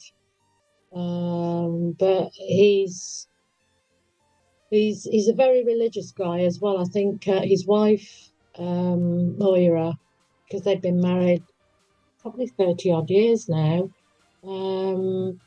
she became Catholic, and then he sort of followed suit. So both of them are quite religious as well. But the joy, looking at these houses in the background, they look absolutely stunning. yeah. They're what I call £1 million houses over here. If you see some of them on YouTube, because there's a couple of videos on YouTube where he actually goes to visit. Here's a picture of him visiting, but YouTube, I got to be careful with that. But I mean, as far as putting it on live. Really? Yeah, I can't play that. There's a copyright thing I have to watch out for. I don't want to get this video struck down because this is very important stuff. Yeah, I mean, he's. I mean, when I used to follow him, he was in CSI New York, and I've had the hots for him for years. And I'd do anything to get rid of Moira so I could have him. But, you can't say that, Jenny. He might be listening. Just wishful thinking. But Boozy may be listening too. Yeah, he's just an amazing, real person. He is. And as I say, the amount of awards that he's been given from service organisations is incredible. But they also, as part of the foundation, correct me if I'm wrong, Jenny, they do something called the Lieutenant Dan Picnic annually, don't they? Yeah, As they well. do all sorts, and there's also another one called the Snowball Express. Because he does a speech every year at a Christmas candlelight event, and he's just devoted the rest of his life to. He's actually bought a book out as well, giving how his background, his family's background, and Moira's background, and also how he got into it. I can't remember the name of it. Can somebody look it up? Because I'm on a different screen at the minute. I'm on full screen. Exit full screen. That's it. Mm-hmm. I can find it. But yeah, it's well worth supporting. That's it. It's called Grateful American: A Journey from Self to Service, and it's on Amazon for about $11 for paperback. I see it. Yeah. There's all sorts of videos. Book. Yeah, he's just an amazing guy. He really is. And I've watched him over the early years, because I'm going back to the mid to late 90s, when he was just sort of. No, hang on a minute. When was 9/11? It was 2001, wasn't it? Yeah. 01, right. Yeah, 2001 is really when it really affected him quite badly, he said. So that's when he started to really get into it. And how he didn't wear himself out, because he was filming CSI New York at that time, and then in between that he was nipping out to Afghanistan and visiting the wounded soldiers and stuff, and it sort of took off from there, and he's just built it up over the years, and he's just an amazing human being, and I've not heard anyone say anything negative about him. He's just everything I've ever seen about this guy has been fantastic. Yeah, as I say, everybody knows Forrest Gump, and as I say, everybody, all the servicemen have always known him as Lieutenant Dan. So that's why he named his band Lieutenant Dan Band. That's really cool. Yeah, he's a truly amazing guy. But, I don't follow him as much now. Pretty much I know what he does and where he goes. He's got numerous concerts all around the States that they travel to. Oh, wow. And of course he forks out the stuff as well, but because he's not doing he does a lot of interviews for the news and stuff to make people more aware, and he's done that for years. But where he's getting his income from, I don't know, because whether he takes a stake from the foundation towards expenses. Well, I think he does more than just one book, though. I mean, he does other projects. Yeah. Yeah, I know he's moved home again. I think it was because his family have grown up now.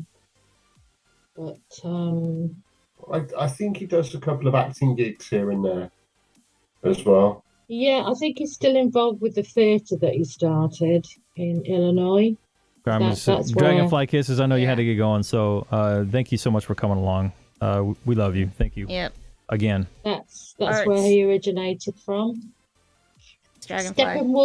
Steppenwolf oh dear God, my tea. Steppenwolf Theatre. That's where I think his wife, because his wife does some acting as well. In fact, she had a very small part in Terminator 2.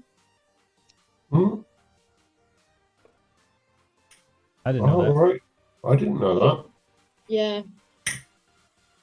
Real quick, I'm going to Terminator 3? switch gear for just a second, guys. I have to give some honors to somebody. Thank you once again. I can't believe you Americans don't know that.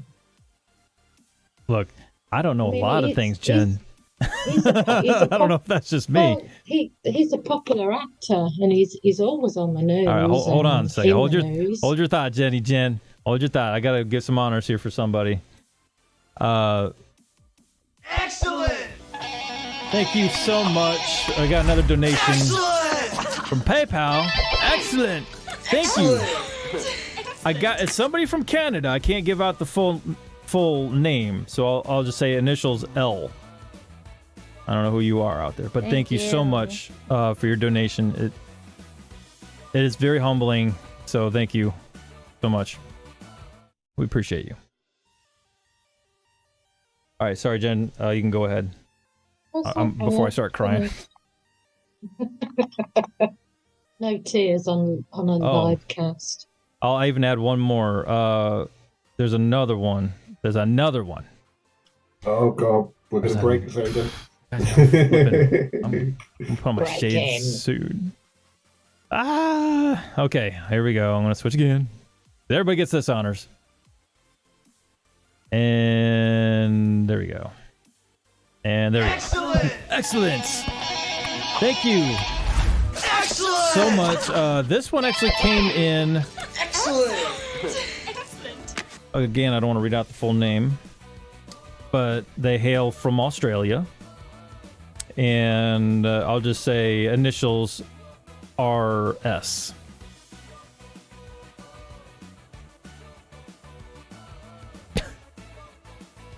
So thank you for your donation. Thank you, guys. So is everything calmed down in Florida now? Calm down storm-wise, yes, but there's a lot of devastation. South. Isn't it? Let's just say I saw on the news that a fifth of the entire state is destroyed. Wow. I did look at YouTube yesterday, and I was looking. Somebody went round. Now, when they say a fifth, car in Fort Myers, that's been badly hit. Fort Myers all the way down through Naples and then inland too. So I mean, it's not just, it didn't just stop. Wow. That was just all the surge. Don't forget about all the winds and rain that came with this hurricane that was sustained from 156 miles per hour, and of course went inland as a Category 3, almost halfway through the state at a constant speed of 125 mile an hour wind speeds through Lake Placid, which is almost halfway through the state there. So, and keep in mind, this thing is huge. This thing was so huge. Yeah, I read that it was only actually moving about 8 miles an hour as well. Yeah, it was slowed way down. Now it's in the Carolinas, and they're getting a ton of flooding right now too. So this is the first. I think they ranked it as the 5th worst hurricane in U.S. history. Oh wow! Wow. Yeah, it hit 3 major landfalls as a major. Again. Well, 2 major land areas as a major hurricane, and then of course the Carolinas as a Category 1.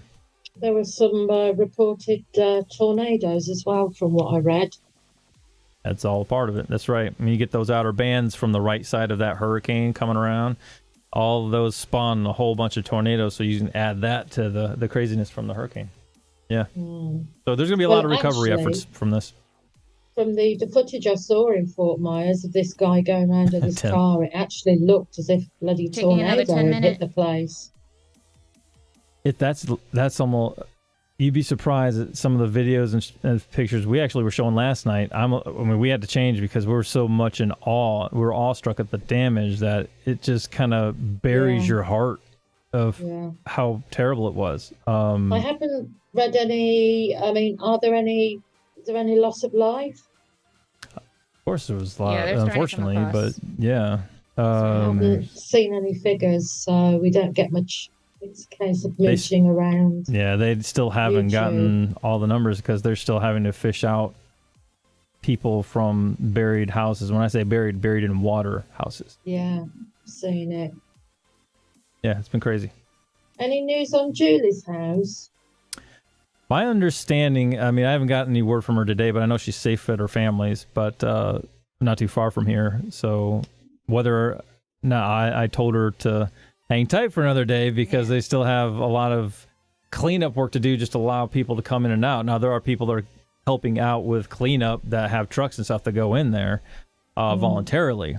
But if you have a regular vehicle, you go down there just to check your house. And if you're not aware of your surroundings, it's very dangerous because there's still a ton of down power lines, debris, sharp objects, trees, you name it. I mean, it's still very dangerous until that area can get cleaned up with all the wind damage and all the rain damage.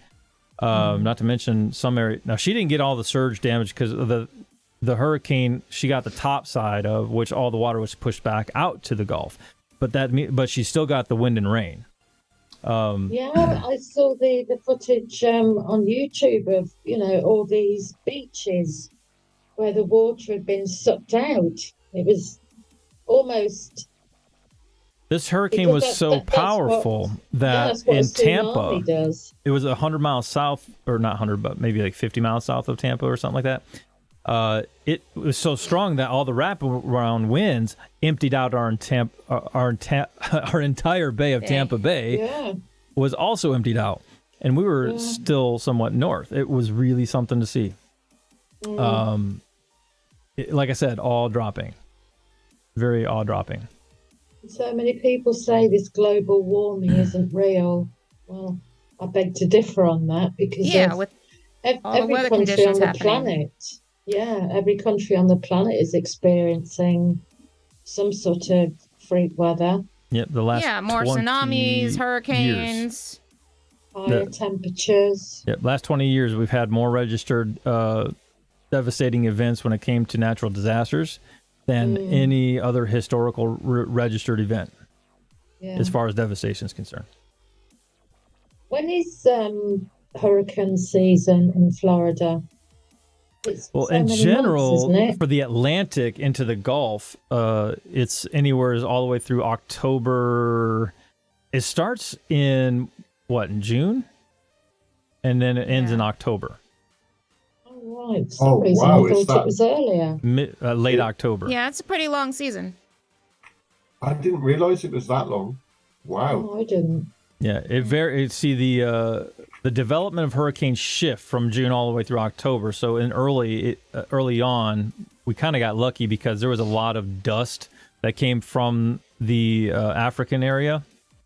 I forget which area of the southern continent there, but anyways, all that dust flying through the atmosphere kept the air mass dry, would not allow development of hurricanes for almost 2 months into the hurricane season, which was actually a blessing in disguise. Because they were saying that they were predicting our hurricane season to be probably one of the worst on record, had it not been for that dry spell from, like I said, all that dry sand or whatever you call it that got in the atmosphere over there. But so that water in the Atlantic is warm during that time frame. And if the air mass is not dry, let's put it that way, it's really easy for a hurricane to develop from there and track all the way through perhaps the Caribbean or other islands just east of Florida. Now, we always get, for some reason, Tampa, and I thank the Lord for this one, but we got blessed and dodged bullets left and right with these hurricanes. You would be surprised at how many major hurricanes we've dodged. This one is probably the closest that we've dodged. Tell you what, we get a lot of over here. We get a lot of sand from the Sahara Desert. That's it, Sahara. Then, we go out and the cars are completely covered. And because Oh, I wow. live in a town where we've got a big cement chimney, everyone blames that, but it's actually not. It's sort of sand coming across, sandstorm from the Sahara. Right. Let me finish my thought though. When I said warm waters in Atlantic, of course, when it gets cooler in season, like going into the October season, it cools off a little bit in the Atlantic, so it's not as active. But the Gulf and the Caribbean is one of the deepest bodies of water. I think it's the second most deepest body of water compared to one of the deepest water basins in the Atlantic. The Caribbean has one of the second most deepest water basin. But our area there in the Gulf stays warmer longer, probably because of where it's positioned in the hemisphere. But that stays the warmest longest, so that's where all the hurricanes develop later in the season, if there is to be one. So it shifts from Atlantic, from early season all the way to the Caribbean, and then the Gulf late season, as far as development of hurricanes, in case you were wondering. Then it gets too cold, and then it doesn't happen. So we lucked out quite a bit. And I mean, obviously, we're blessed. There's still cleanup work to do, but south of us, I mean, there's going to be a lot of volunteer work going south of us. Hands down, there's a lot of loss of house. You know, people have nowhere to go. Our insurance policies down here in Florida are not the greatest, especially when it comes to deductible, and then you have to pay all this money just to, get certain things covered on your house. A lot of us can't afford it. It was renewal time for us, and Yeah. as crazy as much as they raised it, and trying to find other plans. I mean, at least I have to be grateful that we have the insurance coverage and it got renewed, because trying to look for another policy now, oh my goodness, get it. So stuck difficult. with the rate that we're at. What But insurance thank God we policies have the coverage. do you have to have coverage for in Florida? Unless you own your house. It does vary a little bit. Go ahead, Gina. If you own your house completely, then I believe you are not required. So you have actually a lot of people, old people and stuff, that bought old houses on the beach, and that's part of the craziness too, because they may have paid their house off years back, so then they stopped paying the insurance because the insurance got ridiculous, especially if you have flood insurance. You're right there on the beach and stuff, and they just take the risk. And I'm sure they get offers to buy their house, their property, because the value has gone up so much. But a lot of them are just old retired people living their last days, and they still don't get coverage sometimes. And I think what happens is when a hurricane like this hits them, then they just sell that land, that property, and probably get the difference there. And if they have to move somewhere else, but because that's the only time when I believe you're not required to have the insurance is if you own your own place. But if you still have a mortgage, then yeah, you're responsible to have insurance on it. Something I've always been intrigued about is that they say a lot of old people move to Florida. Why is that? Retirement capital of the country. Yeah, but why? Well, because warmth for one, it's consistent all year. So the thing is, when you get older, your body doesn't know how to handle the seasons as much. So if you can afford the living down here in your older days, then they'll come down here and have a home down here and live. They're also mostly called snowbirds because when it gets too hot, they'll go back north a little bit where it's a little cooler. So this might be their second home, and that's another reason why they're like, well, I'll insure my house that I live in the other half of the year, but this one. Sometimes they have two homes, sometimes they don't. So, and when COVID hit, a lot of these individuals just permanently moved down to Florida because travel was an issue. So they just said, I'm going to close up shop because they're not sure how long this is going to last. Sold their home and moved down here. There you have it. I understand as well that I can't remember who I heard it from. But there's a particularly high crime rate there because there's a lot of scammers around preying on the elderly. Oh, that's everywhere. Well, especially the elderly in general, right? So that happens with, and there's a YouTube channel that I want to reference that helps battle this issue. But yes, you're right, Jen. I think I know. I think I know the YouTube channel you're on about. Is that the one that sent the glitter bomb to one of the? Yes. Oh, Yes, I yes. love these scammer I channels. love the glitter bombs. Oh, I do. The best one was it was a glitter bomb, but it opened up pockets and cockroaches came out, and I was just in hysterics watching them chase them around the office. So funny. Oh my god. Oh, you can't beat payback on people like that. It's just amazing to watch when these people get some karma.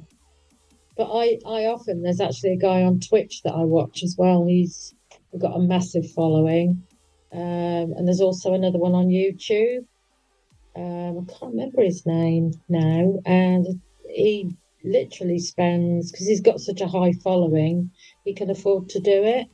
And not have a job, but he spends all his day actually hunting down, and he actually visits these places, these scammer offices in London, not London, India, and he's also Yeah. And he's also tapped into their webcams and their Facebook accounts. He's got, I tell you something, the government should get this guy, to work for them, because he is an amazing detective, and he's bright. He's actually approached these people, and they've just been absolutely gobsmacked and legged it. There's a good, here we've got a TV station called Channel 4.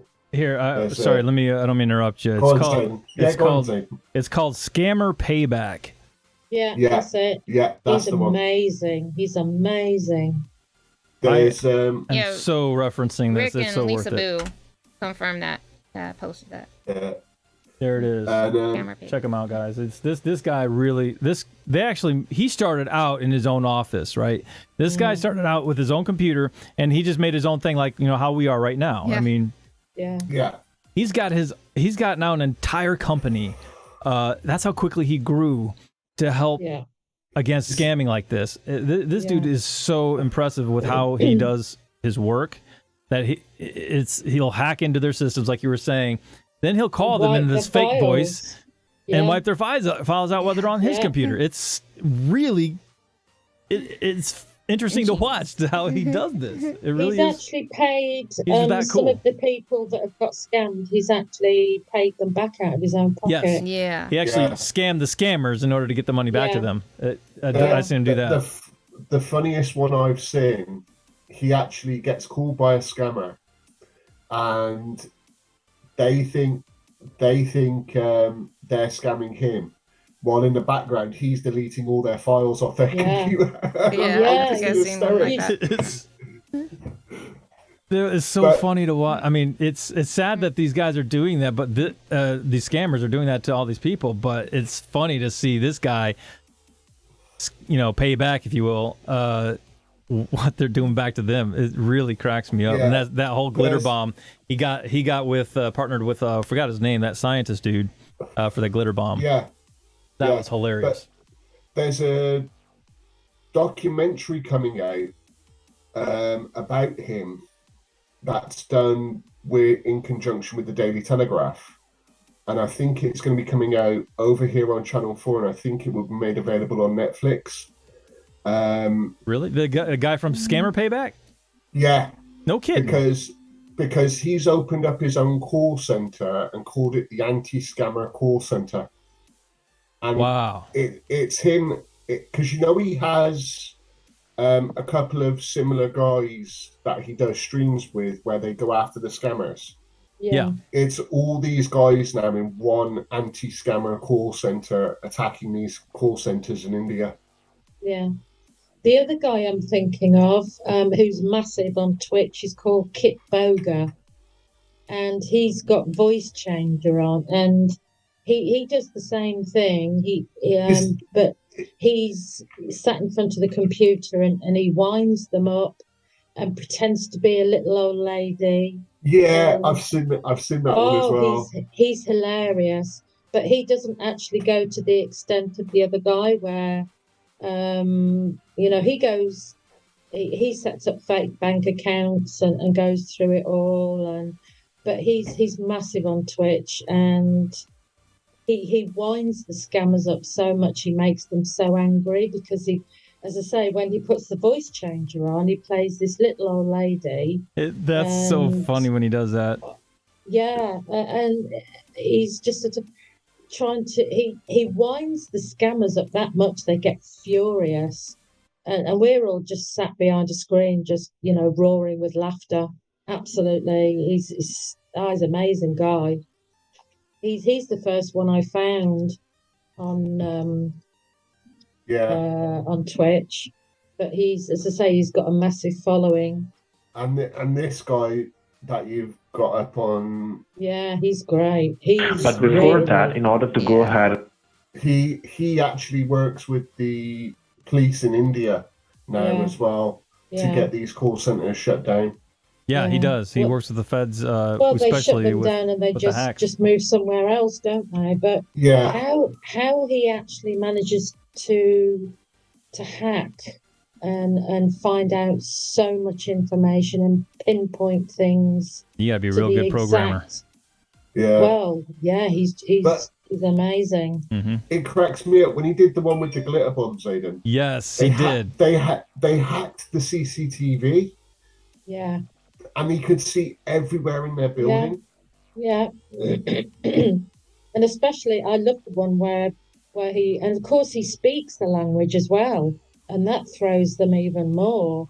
Yeah, he's starting to learn more of the languages. The top video, the anti-scammer call center.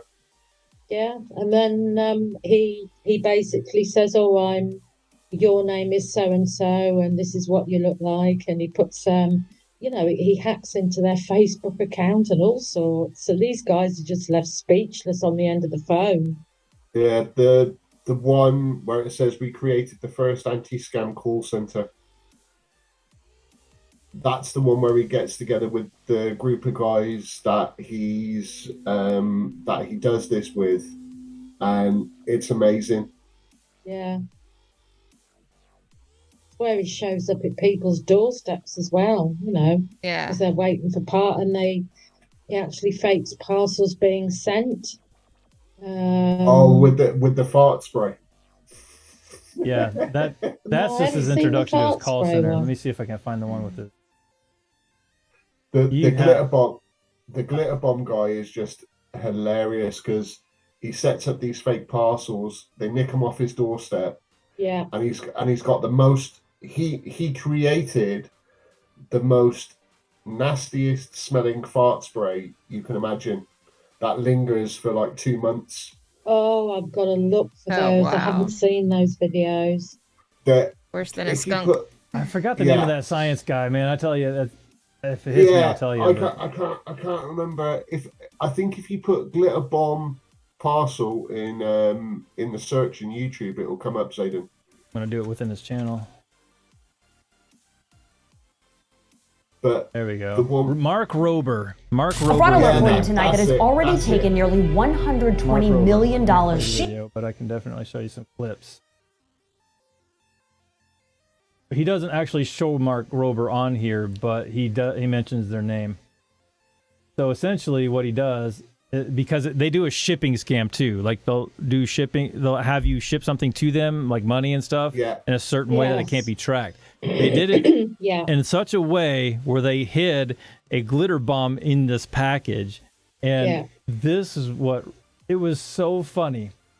And it's not the chunky glitter either. It's the really fine glitter that you can't sticks get to out. you. Yeah, this was it was so funny. There's a good shot right there. That's where the internet really comes in useful. You can It's see just- the wet spots from the fart spray, and then on the glitter it's hit all over. I mean, the best one was when somebody nicked a pair of, where a boyfriend nicked a parcel, and he's took it back to his girlfriend and goes, "Oh, I bought you a pair of Bose headphones, brand new." They caught him too. She opens it up and lifts off the box, and she just gets covered in fart spray. Oh, yuck. I wonder if he's able to get hold of any. I don't know whether it exists, but it's you see it in a lot of movies, ransom movies, where they open the bag and all the money. You just get an explosion of red dye. Does that really exist? Because I'd like to see him. The banks use those types of things, but Yeah, I think I'd like to see him get hold of that stuff and put that in the parcels. That'd be great. Getting covered in red dye. Yeah, because I it's think a they bit have more a lot of permanent. old retired ones with those little dye bombs on them. I remember watching This is me entering an arcade wearing just your normal everyday backpack. Only technically it's not your normal everyday backpack, because when I set it here and then nonchalantly load a few balls into the water bottle, then it plays the game like a good robot should, and I win all the tickets. And that's pretty cool, but what if I told you I made similar backpacks not just for skee-ball, but for this game and this one, basically coming up with contraptions to absolutely dominate 5 of the most common arcade games, including some hacks that cost less than $1 and actually work to set world record ticket payouts. But we also secretly recorded data from a bunch of different arcades, so I'll teach you the strategies to beat the games that give out the most tickets, along with showing you the 5 games we discovered are actual scams. Don't ever step foot in another arcade again until you've watched this video in its entirety. Let's get started. and it's not the chunky craft player, it's the refined. Now, admittedly, the genesis for this video came when I was using my over-engineered bowling ball that I could control just by leaning. Because I thought, what if I took that same concept and applied it to mini-golf? And while that idea could be really useful for getting a good golf score, You're still finding lights on the furniture.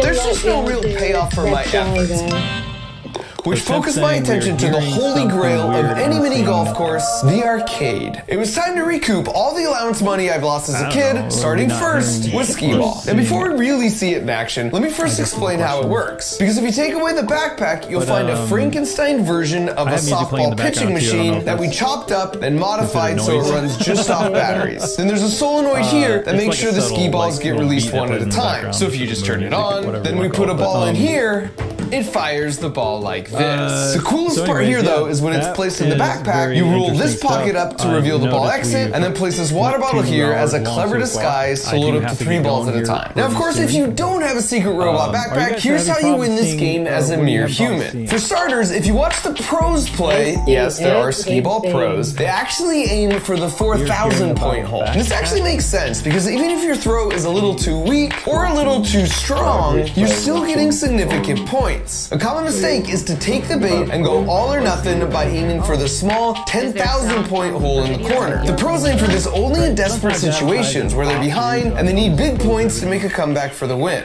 The other big tip is to brace your leg against the base of the machine in the same spot each time, and then try and only move your arm, which will make your throws more repeatable and accurate because you're reducing the variables that could lead to error. So if you want to win, just follow these tips and practice a bunch. Or you can just go with my route. 5:30 this morning, they kept me up.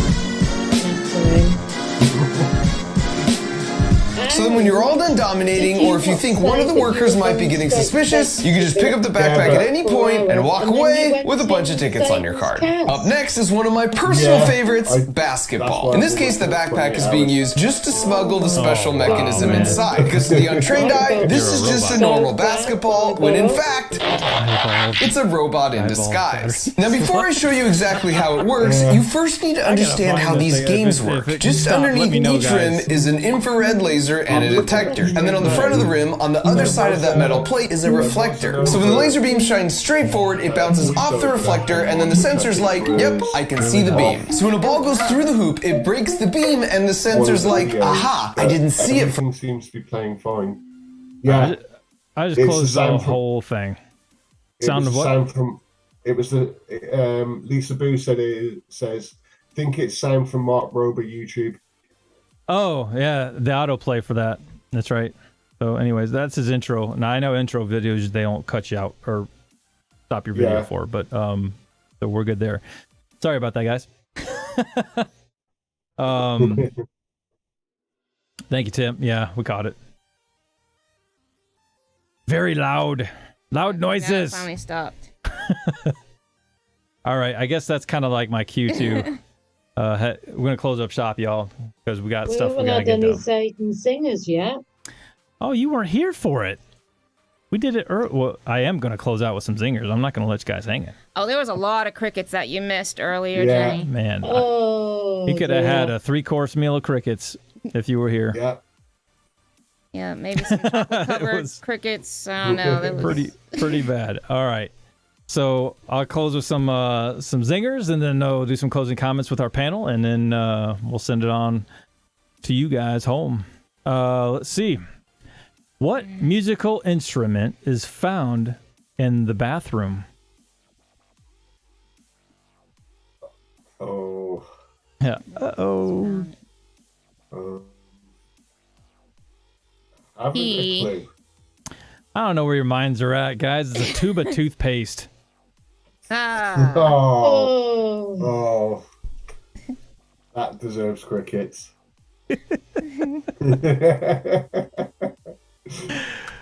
Oh man, how do trees access the internet?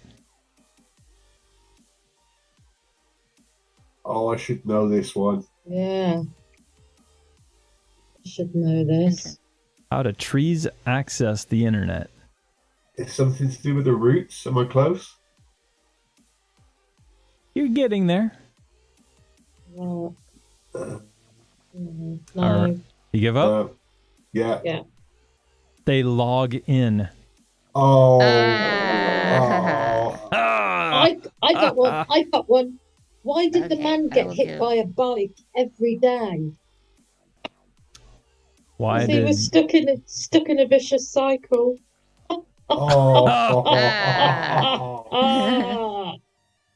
Nice. Oh wow. So I got another one. What's the difference between bird flu and the swine flu? What's the difference, Jen? One requires treatment and the other an ointment. Oh. Wow. That was actually pretty good. So, all right. What did one eye say to the other eye? I see you. Aye. Between you and me, something smells. Oh.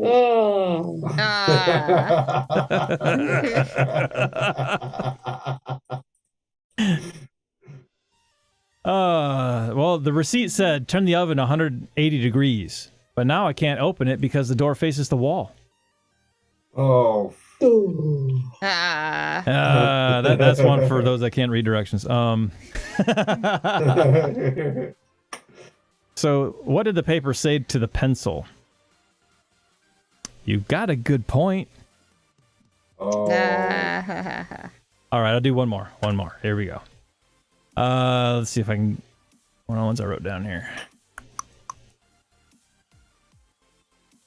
Let's do this one. What award did the inventor of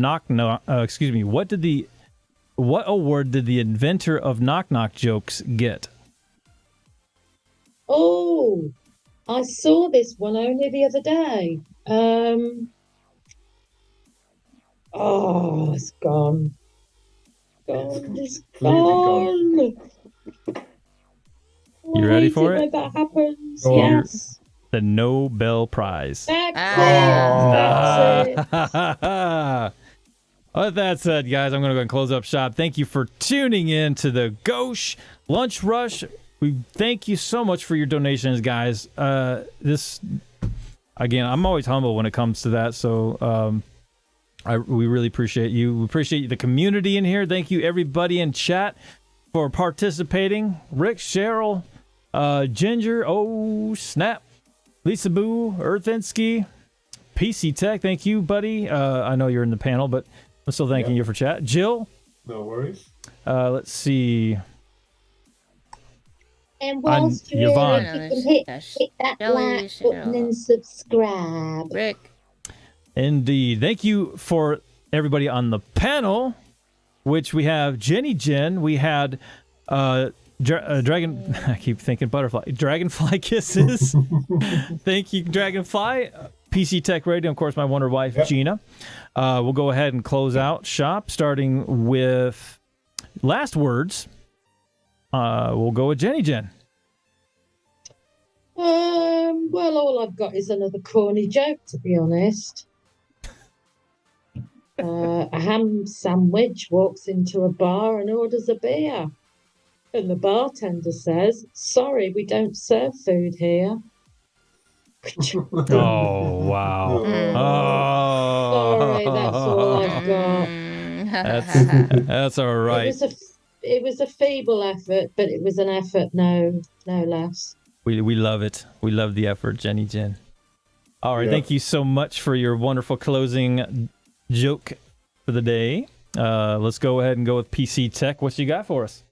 Yeah, like, subscribe, help build the community, and help build up the Gauche. Give all your love to Gina and Zaiden. They're amazing people. They've taken care of people in the community, like our own Julie, who was affected by Hurricane Ian. So give them all the love and support. And in 10 days' time, we're going to have to help them celebrate their anniversary. So think of ideas, guys, and just, show them the love. They deserve it. Thank you, PC Tech. Thank you. Oh, thank you, buddy. Damn it, I didn't break Zaiden. Yeah. Well, you almost did. I'm glad the camera's not on me right now. Free the hair. Free the hair. Hashtag free the hair. That I love seeing that. Gina. So thank you guys. Yes. Rick saying is thank you to us and for helping Jolie, and we're happy to help Joel's. I'm sorry, I'm having a tough day. But it is, I'm gonna get emotional. This community that's also just giving me strength to still jump on here. I almost didn't come on. It was gonna be Zaiden by himself and the rest of you crew out there. But God bless you, Gina. Thank you. The energy back and forth, and just living, walking testimonies, and I hope this helps each other. And thank you for all your support. Share to other communities. I know there's so many more people that need to be reached out there. So thank you guys. I love you. See you next time. Thank you. You too. Thank you, Gina. Thank you, Rick. Thank you, everybody in chat. Thank you for all those hearts. Keep those flooding. I'm going to go ahead and switch screens and then close this thing out. But with that said, thank you, everybody. You've been excellent. Always excellent for being a part of this awesome community, the Gauche. We'd love to help where we can, and we're very grateful for all of the community that we do have. So this would not happen without you guys. So thank you, Gauche family. We really love you. Don't forget to hit that like and subscribe button, which helps this video and channel grow with the algorithms that are out there for YouTube, as well as the notification bell in case you want to be notified for new content that comes available. The other thing, too, is we have that link tree available, which contains all of our community information, has our Telegram link as well as our donation links through Cash App, PayPal, as well as Stream Elements. If I've missed your donation, I will definitely I will be following up on my next video and, of course, honoring those that do donate. Of course, we're very, very grateful for anything you guys do. So thank you so much. With that said, till the next time, Ghost community, thank you so much. Thank you, panel, Gina, PC Tech, Jenny Jen, Dragonfly Kisses. Until the next time, Zaiden out. See you, Gauche.